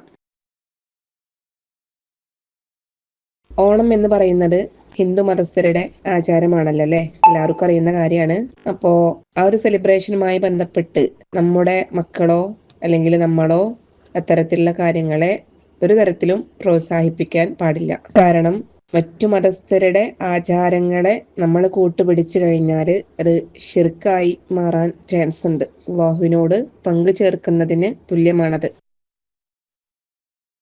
പല ഗ്രൂപ്പുകളിലും ഓണത്തിൻ്റെ പല ഡിസ്കഷൻസും നടക്കുന്നുണ്ട്. കഴിഞ്ഞ വർഷം വളരെ നന്നായിട്ടാണ് ഓണം ആഘോഷിച്ചിരുന്നത്. ഈ വർഷം വളരെ മിനിമലായി ഓണം സെലിബ്രേറ്റ് ചെയ്യാനാണ് മാനേജ്മെൻറ്റ് തീരുമാനിച്ചിട്ടുള്ളത്. കാരണം പല മതത്തിലുള്ള മക്കളും പഠിക്കുന്ന ഒരു പബ്ലിക് സ്കൂളാണ്. അതുപോലെ തന്നെ തിബിയാനിൽ പഠിക്കുന്ന മക്കൾക്ക്, അതായത് KG സെക്ഷന് അന്നേ ദിവസം ഹോളിഡേ ആണ്. അവർക്ക് ഓണത്തിൻ്റെ യാതൊരു സെലിബ്രേഷൻസും ഉണ്ടായിരിക്കുന്നതല്ല. തിബിയാൻ എന്ന് പറയുന്നതിൻ്റെ കൾച്ചർ അല്ലെങ്കിൽ ലക്ഷ്യം എന്താണെന്ന് വെച്ചാൽ ഇസ്ലാമിക രീതിയിൽ അല്ലെങ്കിൽ ഇസ്ലാമിക അന്തരീക്ഷത്തിൽ നല്ലൊരു വിദ്യാഭ്യാസം കൊടുക്കുക എന്നുള്ളതാണ്. ഓണത്തിൻ്റെ അടിസ്ഥാനങ്ങളിൽ ആരാധന വരുന്നുണ്ട്. ഹിന്ദു മതത്തിലുള്ള ആളുകളുടെ ആരാധനയുടെ ഒരു ഭാഗമാണ് ഓണം എന്ന് പറയുന്നത്. അപ്പം നമ്മൾ അവരുടെ ആരാധനയിൽ പങ്കെടുക്കുക, മാവേലി വേഷം കെട്ടുക, പൂക്കളിടുക. അതുപോലെ മക്കൾ പറഞ്ഞിരുന്നു പട്ടുപാവാട അടിക്കാൻ കൊടുത്തിട്ടുണ്ട് അങ്ങനൊക്കെ. അപ്പോൾ നമ്മൾ തന്നെ അതിനെ പ്രോത്സാഹിപ്പിക്കുമ്പോൾ പിന്നെ മക്കൾ എന്താ ചെയ്യുക?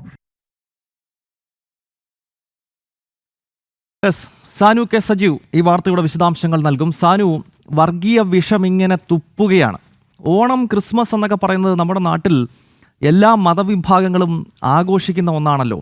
മാത്രമല്ല, ഈ കൂട്ടർ എന്താണ് ആഗ്രഹിക്കുന്നത്? താലിബാൻ പോലെ ഈ മനോഹരമായ ദേശത്തെ മാറ്റണമെന്നാണോ ഈ കൂട്ടർ ആഗ്രഹിക്കുന്നത്? പറയൂ സാനു.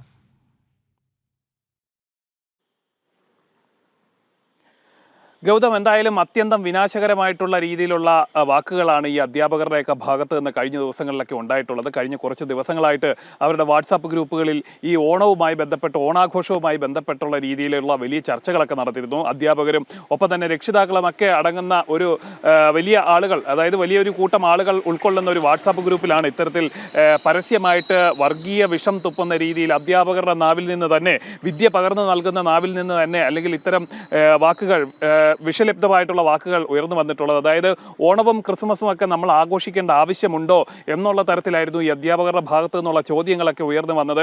തുടർന്ന് ഓണത്തിൽ നമ്മുടെ കുട്ടികളെ പങ്കെടുപ്പിക്കേണ്ട ആവശ്യമില്ല, നമ്മുടെ കുട്ടികളെല്ലാം വീട്ടിലിരിക്കട്ടെ, പട്ടുപാവാട അടക്കമുള്ള വസ്ത്രങ്ങളൊക്കെ തുന്നാൻ വേണ്ടി പല കുട്ടികളും കൊടുത്തിട്ടുണ്ട്. ആ കുട്ടികളെ പറഞ്ഞ് മനസ്സിലാക്കേണ്ട ചുമതല ഓരോ മാതാപിതാക്കൾക്കുമാണ്. എന്താണ് ഓണം, ആ ഓണം എന്താണ്, ഒപ്പം തന്നെ ക്രിസ്മസ് എന്താണെന്നുള്ള കാര്യങ്ങളൊക്കെ നമ്മൾ പറഞ്ഞ് മനസ്സിലാക്കിക്കണം. നമ്മുടെ മതത്തിൽപ്പെട്ടവരുടെ അല്ലെങ്കിൽ നമ്മളുമായി ബന്ധപ്പെട്ടവരുടെ ഒന്നും ആഘോഷങ്ങളല്ല ഇത് എന്നാണ് അധ്യാപകർ പറയുന്നത്. അതായത് മുസ്ലിം വിഭാഗത്തിൽപ്പെട്ടവരുടെ ആഘോഷമല്ല, ഓണത്തെ ഹിന്ദു വിഭാഗങ്ങളുടെ ഒരു ആഘോഷമാക്കി ഈ സിറാജുൽ സ്കൂളിലെ അധ്യാപകർ മാറ്റുന്നു. അൺഎയ്ഡഡ് വിദ്യാലയമാണ്. ആ വിദ്യാലയത്തിലെ ഈ ഒരു ആഘോഷത്തെ ഇങ്ങനെയാക്കി മാറ്റുകയാണ്. അതായത് ഓണം ഹിന്ദുവിൻ്റെതും ക്രിസ്മസ് ക്രിസ്ത്യൻ വിഭാഗങ്ങളുടേതും ഒക്കെ മാറ്റി തരം തിരിച്ച്, അതായത് വളരെ കുഞ്ഞു കുട്ടികൾ പഠിക്കുന്ന സ്കൂളിൽ തന്നെ മതത്തിൻ്റെതായിട്ടുള്ള വേർതിരിവുകളും അതിർവരമ്പുകളും. ഈ ഓണാഘോഷത്തിന് പട്ടുപാവാട അല്ലാതെ പർദ്ദ ഇടാൻ പറ്റുമോ? ദേഹം മുഴുവൻ മൂടിക്കെട്ടിയുള്ള വസ്ത്രം ധരിച്ചാണ് ഓണം ആഘോഷിക്കുന്നത്. ഇവരൊക്കെ എന്ത് സന്ദേശമാണ് നമ്മുടെ കുരുന്നുകൾക്ക് നൽകുന്നത് സാനു? അത് തന്നെയാണ് ഗൗതം. വളരെ കുഞ്ഞു കുട്ടികളാണ്. അതുങ്ങൾക്ക് മതവുമായി ബന്ധപ്പെട്ടോ ആചാരങ്ങളുമായി ബന്ധപ്പെട്ടോ ഉള്ള അറിവുകളൊന്നുമില്ലാത്ത കുഞ്ഞു കുരുന്നുകളുടെ ഇടയിലേക്കാണ് ഈ വിഷം കുത്തിവെക്കാൻ വേണ്ടി ഈ ഒരു പറ്റം അധ്യാപകർ ശ്രമിക്കുന്നത്. അവരുടെ ആ വാക്കുകൾ, അതായത് അധ്യാപകർ പറയുന്നത് മാതാപിതാക്കളോടാണ്, രക്ഷിതാക്കളോടാണ്. നിങ്ങൾ കുട്ടികളെ പറഞ്ഞ് മനസ്സിലാക്കിക്കുക. അതായത് ഓരോ ആഘോഷവും ഇന്ന കാര്യങ്ങൾക്ക് വേണ്ടി ഇന്ന ആളുകൾ നടത്തുന്ന ആഘോഷമാണ്. അതിൽ നമ്മൾ അത്തരം കാര്യങ്ങൾ കുട്ടികളിലേക്ക് പകർന്നു നൽകണം എന്നാണ് അധ്യാപകർ പറയുന്നതിൻ്റെ സാരാംശം. അല്ലെ, അവരുദ്ദേശിക്കുന്നത് അത് തന്നെയാണ്. അതായത് നമ്മൾ അല്പം മുമ്പ് പറഞ്ഞ പോലെ തന്നെ വളരെ കുഞ്ഞിലെ തന്നെ കുട്ടികളുടെ മനസ്സിലേക്ക് ജാതിയുടെയും മതത്തിൻ്റെതുമായിട്ടുള്ള വേർതിരിവുകൾ, അതിർവരമ്പുകൾ സൃഷ്ടിച്ച് ആ വിദ്യാലയത്തിൽ നിന്ന് പഠിച്ചു വരുന്ന കുട്ടികൾക്കിടയിൽ തന്നെ അവർ വേർതിരിവുണ്ടാക്കുന്നു. ഒപ്പം തന്നെ ഈ അധ്യാപകരുടെ ശബ്ദ സന്ദേശത്തിൽ നിന്ന് തന്നെ വ്യക്തമാണ്. അതായത് ആ സ്കൂളിൽ എല്ലാ മതവിഭാഗങ്ങളിൽപ്പെട്ട കുട്ടികൾ പഠിക്കുന്നതാണ് എന്ന് അവർ പറഞ്ഞു വെക്കുന്നുണ്ട്. അതിനുശേഷം പറയുന്ന ഒരു പ്രധാനപ്പെട്ട കാര്യം, കഴിഞ്ഞ വർഷം വരെ നമ്മൾ ഓണം വലിയ രീതിയിൽ വിപുലമായിട്ട് നടത്തിയതാണ്. ഇനി മുതൽ അതിൻ്റെ ആവശ്യമില്ല, അതിൻ്റെ ആവശ്യകതയില്ല, നമ്മളത് നടത്തേണ്ട ആവശ്യമില്ലെന്ന് സ്കൂൾ മാനേജ്മെന്റ് മാനേജ്മെന്റ് തന്നെ ഔദ്യോഗികമായിട്ട് തീരുമാനിച്ചിരിക്കുന്നു എന്നാണ് അവർ വ്യക്തമാക്കിയിട്ടുള്ളത്. എന്തായാലും ഈ ശബ്ദ സന്ദേശം പുറത്തു വരികയും അത് വലിയ വിവാദമാവുകയും ചെയ്തതോടുകൂടി സ്കൂളിന്റെ ഭാഗത്ത് നിന്ന് ചില പ്രതികരണങ്ങളൊക്കെ വന്നിട്ടുണ്ട്. ഞങ്ങൾ ഓണാഘോഷം വിപുലമായി നടത്തുന്നുണ്ട്, തങ്ങളുമായി ബന്ധപ്പെട്ട്, അതായത് ഈ സ്കൂൾ മാനേജ്മെന്റുമായി ബന്ധപ്പെട്ടുകൊണ്ടല്ല ഇത്തരത്തിലുള്ള ശബ്ദ സന്ദേശങ്ങൾ വന്നിരിക്കുന്നത്. അതെല്ലാം അധ്യാപകരുടെ തലയിൽ കെട്ടിവെച്ചുകൊണ്ട് കൈ കഴുകുന്ന ഒരു നിലപാടിലേക്ക് ഈ സ്കൂളിന്റെ മാനേജ്മെന്റ് അല്ലെങ്കിൽ ഈ വിദ്യാലയത്തിന്റെ മാനേജ്മെന്റ് മാറിയിട്ടുണ്ട്. ഒപ്പം തന്നെ ഇതുമായി ബന്ധപ്പെട്ടുകൊണ്ട് കുന്നംകുളം പോലീസിൽ പരാതി നൽകിയിട്ടുണ്ട്. മതസ്പർദ്ധ വളർത്തൽ അടക്കമുള്ള വകുപ്പുകൾ ഇട്ടുകൊണ്ട് സ്കൂളിലെ അധ്യാപിക ഖദീജയ്ക്കെതിരെ പോലീസ് കേസെടുത്തിട്ടുണ്ട്. ഒപ്പം തന്നെ ഒരു അധ്യാപികയുടെ പേരിൽ മാത്രമാണ് നിലവിൽ കേസുള്ളത്. പല അധ്യാപകരും കഴിഞ്ഞ കുറച്ച് ദിവസങ്ങളായിട്ട് ഇതുമായി ബന്ധപ്പെട്ടുകൊണ്ട് സമാന നിലയിൽ വിഷം തൊപ്പുന്ന നിലയിൽ അതീവ വർഗീയമായിട്ടുള്ള രീതിയിൽ ചേരിതിരിവുണ്ടാക്കുന്ന നിലയിലുള്ള വർത്തമാനങ്ങളും അല്ലെങ്കിൽ ശബ്ദ സന്ദേശങ്ങളും ആ വാട്സാപ്പ് ഗ്രൂപ്പിൽ പങ്കുവച്ചിട്ടുണ്ടെന്നാണ് നമുക്ക് മനസ്സിലാക്കാൻ സാധിക്കുന്നത്. എന്തായാലും ഇത് വലിയൊരു വിഷയമായി ഉയർന്നു വന്ന സാഹചര്യത്തിൽ വലിയ ഓണാഘോഷം നടത്താനുള്ള ഒരു മിനിറ്റ്, നമ്മുടെ ഒരു പ്രേക്ഷകൻ ഇവിടെ പറയുന്നത് ഈ റിപ്പോർട്ടറും 24 ഒന്നും ഈ വാർത്ത പ്രക്ഷേപണം ചെയ്യുന്നില്ല എന്നുള്ളതാണ്. ഞാൻ മനസ്സിലാക്കുന്നത് നമ്മളല്ല ഈ വാർത്ത ആദ്യം കൊടുക്കുന്നത്, നമ്മൾ കൊടുത്തതിന് ശേഷമാണെന്ന് തോന്നുന്നു ഒരുപക്ഷെ കേരള പോലീസ് ഈ കേസ് തന്നെ എടുത്തത്. ഒരുപക്ഷെ ജനം TV ഈ വാർത്ത ചർച്ച ചെയ്തില്ലായിരുന്നുവെങ്കിൽ ഇത് വളരെ സാധാരണ ഒരു സംഭവമായി ഇതും മാറിപ്പോയേനേയും ഇത് ഇത്തരത്തിലൊരു ചർച്ചാ വിഷയം പോലും മാറത്തില്ലായിരുന്നു.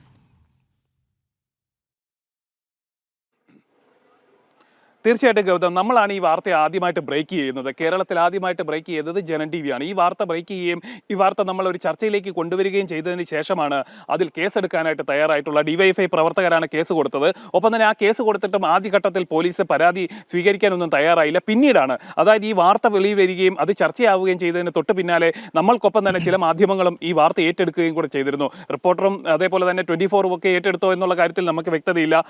അത് അവരുടെ നിലപാടായി തന്നെ നമുക്ക് കരുതാം. ഒപ്പം നമുക്ക് നമ്മുടേതായിട്ടുള്ള രീതിയിൽ നമ്മളത് വാർത്തയാക്കി അത് ചർച്ചയാക്കി കൊണ്ടുവന്നു. അതിനുശേഷമാണ് പോലീസ് ആ വിഷയത്തിൽ ഇടപെടുകയും കേസെടുക്കുകയും ചെയ്തിട്ടുള്ളത്. എന്തായാലും അതായത് ഈ വിദ്യാലയത്തിനെതിരെ നടപടി ഉണ്ടാകുമെന്നുള്ള തലത്തിൽ വിദ്യാഭ്യാസ വകുപ്പിൽ നിന്നും ചില അറിയിപ്പുകളൊക്കെ വരുന്നുണ്ട്. കാരണം അത് പൊതുമധ്യത്തിൽ അതേപോലെ തന്നെ രക്ഷിതാക്കളുടെ, അതായത് ഈ വിദ്യാലയത്തിൽ ഒരു മതവിഭാഗത്തിൽപ്പെട്ടവരുടെ മാത്രം കുട്ടികളല്ല പഠിക്കുന്നതെന്ന് അധ്യാപകർ തന്നെ വ്യക്തമാക്കുന്നുണ്ട്. അതുകൊണ്ട് തന്നെ അതായത് ഇത്തരം പ്രസ്താവനകൾ നടത്തിയ അധ്യാപകർക്കെതിരെ ആ വിഭാഗത്തിൽപ്പെട്ട കുട്ടികളുടെ തന്നെ മാതാപിതാക്കൾ തന്നെ രംഗത്ത് വന്നു എന്ന് തന്നെയാണ് നമുക്ക് മനസ്സിലാക്കാൻ സാധിക്കുന്നത്. അവരുടെയൊക്കെ ഭാഗത്ത് നിന്നായിരിക്കണം ഒരുപക്ഷെ ഇത്തരത്തിലുള്ള ഈ ചാറ്റുകളടക്കം പുറത്തേക്ക് വന്നിട്ടുള്ളത്. അവർ തന്നെയാണ് പറയുന്നത് കഴിഞ്ഞ ഒരാഴ്ചയായിട്ട് ഇത്തരത്തിലുള്ള പ്രസ്താവനകൾ നടത്തിക്കൊണ്ട് അധ്യാപകർ തന്നെ രംഗത്ത് വന്നിട്ടുണ്ട്. ഒപ്പം വിദ്യാലയത്തിന്റെ അറിവോടുകൂടി അല്ലെ ഈ മാനേജ്മെന്റിന്റെ അറിവോടുകൂടിയാണ് ഈ പ്രവർത്തനങ്ങൾ നടക്കുന്നതെന്നും സ്കൂളിൽ പഠിക്കുന്ന കുട്ടികളുടെ രക്ഷിതാക്കൾ തന്നെ പറയുന്നു. അത് അത്യന്തം വിനാശകരമായിട്ടുള്ള രീതിയിലേക്ക് കാര്യങ്ങൾ മാറുന്നു. കൊച്ചുകുട്ടികളിലേക്ക് പോലും ഈ വർഗീയത കുത്തിവെക്കുന്നതിന് വേണ്ടി കുഞ്ഞുങ്ങളിലേക്ക് പോലും മതസ്പർദ്ധയുടെ പച്ചയായ വർഗീയതയുടെ വിഷാംശങ്ങൾ വിളമ്പുകയാണ് അധ്യാപകർ തന്നെ. ഓണവും ക്രിസ്മസും, അതിൽ ഓണം ഹിന്ദുക്കളുടേതാണെന്നും ക്രിസ്മസ് ക്രൈസ്തവരുടേതാണെന്നും ഇതെല്ലാം മുസ്ലിം വിരുദ്ധമാണെന്നും ഇതൊക്കെ ആഘോഷിച്ചു കഴിഞ്ഞാൽ മുസ്ലിം മതത്തിനെതിരാകുമെന്നുമൊക്കെ കൊച്ചു കുരുന്നുകളെ പറഞ്ഞു പഠിപ്പിക്കുന്നത് അധ്യാപകർ തന്നെയാണ്. ഈ തലമുറയാണ് നാളെ വളർന്നു വരുന്നത്. ഇവിടെ മതേതര കേരളം എന്നൊക്കെ വിളമ്പി നടക്കുന്ന ആളുകൾ ഇത്തരം വാർത്തകൾ വരുമ്പോൾ അതേപ്പറ്റി ഒരക്ഷരം പോലും മിണ്ടുന്നില്ല എന്ന കാര്യം കൂടി പ്രിയപ്പെട്ട പ്രേക്ഷകർ ഓർക്കേണ്ടതുണ്ട്. ഒരു വളരെ പ്രധാനപ്പെട്ട വാർത്ത പരിശോധിക്കാം. ഓണാവധിയിൽ കളി വെളിച്ചത്തായപ്പോൾ ന്യായീകരണവുമായി വിദ്യാഭ്യാസ മന്ത്രി വി ശിവൻകുട്ടി. ഓണാവധി വെട്ടിക്കുറയ്ക്കാനുള്ള നീക്കം വാർത്തയാക്കിയതിന് പിന്നാലെയാണ് ജനം TVക്കെതിരെ മന്ത്രി തിരിഞ്ഞത്. സമസ്തയ്ക്ക് മുന്നിൽ കീഴടങ്ങിയത് പുറത്തു വന്നതോടെയാണ് മന്ത്രിയുടെ പ്രതികരണം. വിവരങ്ങളുമായി എസ് ശാലിനി ചേരുന്നു. ശാലിനി, മുൻപ് ശബരിമല വിഷയത്തിൽ നമുക്കറിയാം, അന്ന് ദേവസ്വം മന്ത്രി പരസ്യമായ വാർത്താ സമ്മേളനത്തിൽ പറഞ്ഞത് ശബരിമല വിഷയത്തിൽ പ്രശ്നമുണ്ടാക്കുന്നത് ജനം TV ആണെന്നായിരുന്നു. പിന്നീട് ഈ പിണറായി സർക്കാരിൻ്റെ കാലത്ത് നടന്നിട്ടുള്ള ലക്ഷക്കണക്കിന് രൂപയുടെ ധൂർത്തിൻ്റെ ചരിത്രം നമ്മൾ പുറത്തു കൊണ്ടിരുന്ന ഘട്ടത്തിൽ കേരള നിയമസഭയ്ക്കകത്ത് പോലും പല മന്ത്രിമാരും ജനം TVക്കെതിരെ വലിയ തോതിൽ തിരിയുന്ന ഒരു കാഴ്ച നമ്മൾ കണ്ടു. ഇപ്പോൾ ഈ ഓണാവധിയുമായി ബന്ധപ്പെട്ട വിഷയത്തിൽ, സ്കൂളുകളുടെ സമയമാറ്റം സംബന്ധിച്ച വിഷയത്തിൽ വസ്തുത പുറത്തു കൊണ്ടുവരുമ്പോൾ ജനം TVക്കെതിരെ ഇതാ ഇപ്പോൾ മറ്റൊരു മന്ത്രി, വിദ്യാഭ്യാസ മന്ത്രി തന്നെ തിരിഞ്ഞിരിക്കുകയാണ്. അതായത് ഇവിടുത്തെ CITU മാധ്യമപ്രവർത്തകർ ചെയ്യാത്ത കാര്യങ്ങൾ ജനം TV ചെയ്യും. അത് ഇനിയും അങ്ങനെ തന്നെയായിരിക്കും. കാരണം ഈ ചാനൽ ആരംഭിച്ചത് ഇത്തരം കള്ളത്തരങ്ങൾ പുറത്തു കൊണ്ടുവരാൻ തന്നെയാണ്. അപ്പോൾ ഈ ഒരു പശ്ചാത്തലത്തിൽ ഇപ്പോൾ ഈ ശിവൻകുട്ടിയെ പ്രകോപിപ്പിക്കുന്ന കാര്യങ്ങൾ എന്തൊക്കെയാണ് ശാലിനി, പറയൂ.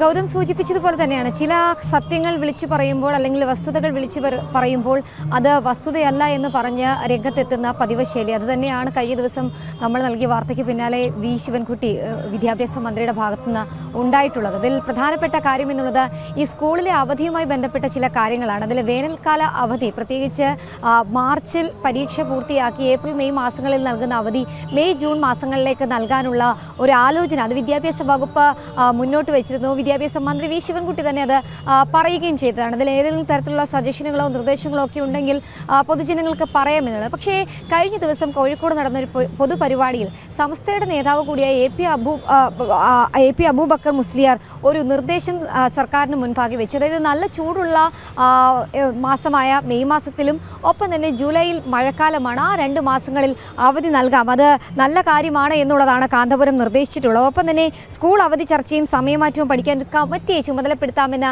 വിദ്യാഭ്യാസ മന്ത്രി തന്നെ ഇവരുമായിട്ടുള്ള കൂടിക്കാഴ്ചയിൽ സംസാരിച്ചിട്ടുണ്ട് എന്നുള്ളതാണ്. അതായത് ഈ അവധിക്കാലങ്ങൾ മാറുമ്പോൾ അതിനനുസരിച്ച് മറ്റ് അക്കാഡമിക് കലണ്ടറിലടക്കം മാറ്റം വരികയാണ്. കാരണം മാർച്ചിൽ പരീക്ഷ പൂർത്തിയാക്കി 2 മാസത്തെ വേനലവധിയിലേക്ക് വിദ്യാർത്ഥികൾ പോയി നിൽക്കുന്ന ഏപ്രിൽ മെയ് മാസങ്ങൾ, ആ ഏപ്രിൽ മെയ് മാസങ്ങൾ പകരം മെയ് ജൂൺ മാസങ്ങളിലേക്കാകുമ്പോൾ ഈ ജൂൺ മാസം കഴിഞ്ഞിട്ടുള്ള ഓണപ്പരീക്ഷ അടക്കമുള്ള കാര്യങ്ങളിലും വെക്കേഷൻ അടക്കമുള്ള 10 ദിവസത്തെ അവധിയിലടക്കം കാര്യമായ മാറ്റം സംഭവിക്കുന്നുണ്ട്. കൂടാതെ തന്നെ ഡിസംബറിൽ നടത്തേണ്ട ക്രിസ്മസ് പരീക്ഷ, അവിടെയും ചില മാറ്റങ്ങൾ സംഭവിക്കും. അപ്പോൾ സമസ്ത മുന്നോട്ട് വെച്ചിട്ടുള്ള പ്രധാനപ്പെട്ട ഒരു നിർദ്ദേശം എന്നുള്ളത് ഈ 3 പരീക്ഷ, അതായത് അർദ്ധവാർഷിക പരീക്ഷ, പ്രത്യേകിച്ച് ക്രിസ്മസ് പരീക്ഷ, കൂടാതെ തന്നെ ഡിസംബറിലെ ക്രിസ്മസ് പരീക്ഷ, ഓണപ്പരീക്ഷ, വാർഷിക പരീക്ഷ, ഇത് മാറ്റി ഒരു 2 ടേം പരീക്ഷയാക്കി മാറ്റണമെന്നുള്ള നിർദ്ദേശമൊക്കെ മുന്നോട്ട് വെച്ചൊരു സാഹചര്യം കൂടിയുണ്ട്.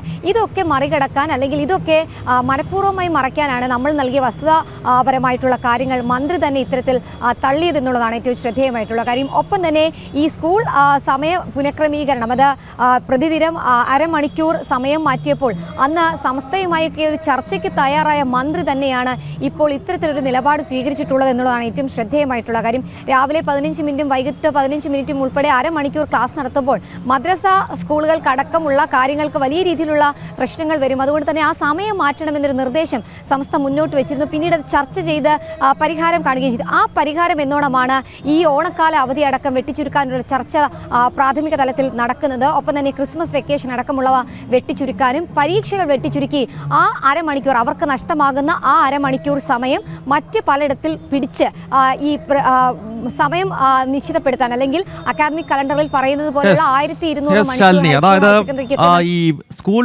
സമയമാറ്റവുമായി ബന്ധപ്പെട്ട് കേരളത്തിലെ അതിതീവ്ര ഇസ്ലാമിക സംഘടനകൾക്ക് മുന്നിൽ മുട്ടുമടക്കേണ്ട സാഹചര്യം സംസ്ഥാനത്തെ വിദ്യാഭ്യാസ വകുപ്പിന് ഉണ്ടായിരുന്നു. അവരുമായി ചർച്ചയ്ക്കുൾപ്പെടെ തയ്യാറാകുന്ന ഒരു സാഹചര്യം ഉണ്ടായിരുന്നു. ഈ കാര്യമാണ് വസ്തുനിഷ്ഠമായി ജനം TV റിപ്പോർട്ട് ചെയ്തത്. എന്നാൽ കഴിഞ്ഞ ദിവസം ജനം TVക്കെതിരെ ഒരു വലിയ വിവാദ പരാമർശം നടത്തിക്കൊണ്ട് മന്ത്രി ശിവൻകുട്ടി തന്നെ രംഗത്തെത്തിയിരുന്നു. രാഹുൽ മാങ്കൂട്ടത്തിൽ MLAയ്ക്ക് കുരുക്ക് മുറുകുകയാണ്. യൂത്ത് കോൺഗ്രസ് തെരഞ്ഞെടുപ്പിൽ വ്യാജ തിരിച്ചറിയൽ കാർഡ് നിർമ്മിച്ച പരാതിയിൽ രാഹുലിനോട് ഹാജരാകാൻ ക്രൈംബ്രാഞ്ച് നിർദ്ദേശം നൽകി. ശനിയാഴ്ച ഹാജരാകാനാണ് നിർദ്ദേശം. സംസ്ഥാനത്താകെ 6 പരാതികളാണ് രജിസ്റ്റർ ചെയ്തിട്ടുള്ളത്. വിവരങ്ങളുമായി വി ബിനീഷ് ചേരുന്നു. ബിനീഷ്, ഈ ഇടിവെട്ടിയവനെ പാമ്പ് കടിച്ചു എന്ന അവസ്ഥയാണല്ലോ രാഹുലിൻ്റേത്. ഒരു ഭാഗത്ത് ലൈംഗിക ആരോപണ കേസുകൾ വരുന്നു, മറുഭാഗത്ത് ഇപ്പോൾ ഈ യൂത്ത് കോൺഗ്രസ് തെരഞ്ഞെടുപ്പുമായി ബന്ധപ്പെട്ട് അത് വളരെ മുൻപ് തന്നെ രാഹുലിനെതിരെ ഉയർന്നതാണ്. വ്യാജ തിരിച്ചറിയൽ കാർഡ് ഉപയോഗിച്ച് തെരഞ്ഞെടുപ്പിൽ വിജയിച്ചു എന്നുള്ളത്. ഇപ്പോൾ ഈ ലൈംഗിക ആരോപണം ഒരു ഭാഗത്ത് വളരെ ശക്തമായി നിലനിൽക്കുന്ന ഘട്ടത്തിലാണല്ലോ ഇപ്പോൾ ഈ ചോദ്യം ചെയ്യലിനായി ക്രൈംബ്രാഞ്ച് കൂടി വിളിച്ചിരിക്കുന്നത്. വിനീഷ്, തീർച്ചയായിട്ടും ഗൗതം പറഞ്ഞതുപോലെ ഇടിവെട്ടവൻ്റെ തലയിൽ പാമ്പ് കടിച്ചു എന്നല്ല, അതിഭയാനകരമായ ഒരു പാമ്പ് അല്ലെങ്കിൽ ബോംബ് വീണു എന്ന് തന്നെയാണ് നമുക്ക് പറയാൻ സാധിക്കുന്നത്. കാരണം നിലവിലെ സാഹചര്യത്തിൽ സംസ്ഥാന സർക്കാരിന് MLA ചോദ്യം ചെയ്യാൻ മറ്റൊരു സാഹചര്യം നിലനിൽക്കുന്നില്ല എന്നതാണ് നമുക്ക് മനസ്സിലാക്കാൻ സാധിക്കുന്നത്. ഈ ഘട്ടത്തിൽ തന്നെയാണ് രാഹുൽ മാങ്കൂട്ടത്തിനെ ഈ വ്യാജ ID കാർഡ് നിർമ്മാണവുമായി, യൂത്ത് കോൺഗ്രസിൻ്റെ തെരഞ്ഞെടുപ്പിലാണ് വ്യാജ ID കാർഡ് നിർമ്മാണം രാഹുൽ മാങ്കൂട്ടത്തിൻ്റെ നേതൃത്വത്തിൽ നടന്നു എന്ന് സംബന്ധിച്ചുള്ള പരാതി സംഘടനയ്ക്കുള്ളിൽ നിന്ന് തന്നെ യൂത്ത് കോൺഗ്രസിൻ്റെ വിവിധ നേതാക്കൾ സംസ്ഥാനത്തിൻ്റെ വിവിധ പോലീസ് സ്റ്റേഷനുകളിൽ 6ഓളം പോലീസ് സ്റ്റേഷനുകളാണ് പരാതി നൽകിയത്. പ്രധാനമായും ഇതെല്ലാം ക്രോഡീകരിച്ച് മ്യൂസിയം പോലീസായിരുന്നു ഈ പരാതിയിന്മേലുള്ള അന്വേഷണം നടത്തിക്കൊണ്ടിരുന്നത്. തുടർച്ചയായി അന്വേഷണം നടത്തിയിട്ട് അന്വേഷണത്തിന് കൃത്യമായ പുരോഗതിയില്ലാത്ത ഘട്ടത്തിലാണ് ഈ വിഷയം ക്രൈംബ്രാഞ്ചിലേക്ക് കൈമാറുന്നത്. പ്രത്യേകിച്ച് ഈ വ്യാജ ID കാർഡ് നിർമ്മിച്ച സെർവർ സംബന്ധിച്ചുള്ള ഒരു സംശയമായിരുന്നു നിലനിന്നത്. ഈ സെർവറിൻ്റെ കൃത്യമായ രേഖകൾ, കൃത്യമായ വിവരങ്ങൾ ഇതുവരെയും ക്രൈംബ്രാഞ്ചിന് കണ്ടെത്താൻ സാധിക്കാത്ത ഒരു സാഹചര്യമുണ്ടായി. അതിനിടയിലാണ് ഈ കേസിലെ മൂന്നാം പ്രതിയുമായി പ്രത്യേകിച്ച് രാഹുൽ മാങ്കൂട്ടം സംസാരിക്കുന്ന ശബ്ദ സംഭാഷണം ക്രൈംബ്രാഞ്ചിന് ലഭിക്കുന്നത്. ഈ സാഹചര്യത്തിലാണ് ക്രൈംബ്രാഞ്ച് രാഹുൽ മാങ്കൂട്ടത്തിന് നേരെ വീണ്ടും ചോദ്യം ചെയ്യാനായി വിളിപ്പിച്ചിരിക്കുന്നത് എന്ന വിവരമാണ് നമുക്ക് ലഭിക്കുന്നത്. ശനിയാഴ്ച ക്രൈംബ്രാഞ്ച് ഓഫീസിൽ എത്തി ഹാജരാകണമെന്ന നിർദ്ദേശമാണ് നിലവിൽ രാഹുൽ മാങ്കൂട്ടത്തിന് നൽകിയിരിക്കുന്നത്. ലൈംഗിക ആരോപണങ്ങളിൽ നട്ടം തിരിയുന്ന രാഹുൽ മാങ്കൂട്ടത്തിനെതിരെ ഇപ്പോൾ വീണ്ടും മറ്റൊരു കേസ് കൂടി വരികയാണ്. നേരത്തെ തന്നെ യൂത്ത് കോൺഗ്രസിന്റെ അധ്യക്ഷ സ്ഥാനത്തേക്ക് രാഹുൽ വിജയിച്ചു വന്നത് വ്യാജ തിരിച്ചറിയൽ കാർഡ് ഉപയോഗിച്ചുകൊണ്ടാണ് എന്ന വലിയ വിമർശനം ശക്തമായിരുന്നു. അത് കോൺഗ്രസിലെ തന്നെ ഒരു വിഭാഗമാണ് ആ വിമർശനം ഉന്നയിച്ചത്. ഇപ്പോൾ ക്രൈംബ്രാഞ്ച് ഈ വിഷയത്തിൽ രാഹുലിനെ ചോദ്യം ചെയ്യലിനായി വിളിച്ചിരിക്കുന്നു. ശനിയാഴ്ച ചോദ്യം ചെയ്യലിന് ഹാജരാകണമെന്നാണ് നിർദ്ദേശം. 6 കേസുകൾ സംസ്ഥാനത്ത് ഇതുമായി ബന്ധപ്പെട്ട് രജിസ്റ്റർ ചെയ്തിട്ടുണ്ട്. വാർത്തയുടെ വിശദാംശങ്ങൾ തിരുവനന്തപുരത്ത് നിന്ന് പങ്കുവച്ചത് വി ബിനീഷ്. ഈ വാർത്തയോടുകൂടി ഇന്നത്തെ പുത്തൻ പുലരി ഇവിടെ സമാപിക്കുകയാണ്. മുഴുവൻ പ്രേക്ഷകർക്കും ഒരു നല്ല ദിവസം നേരുന്നു. നന്ദി, നമസ്തേ.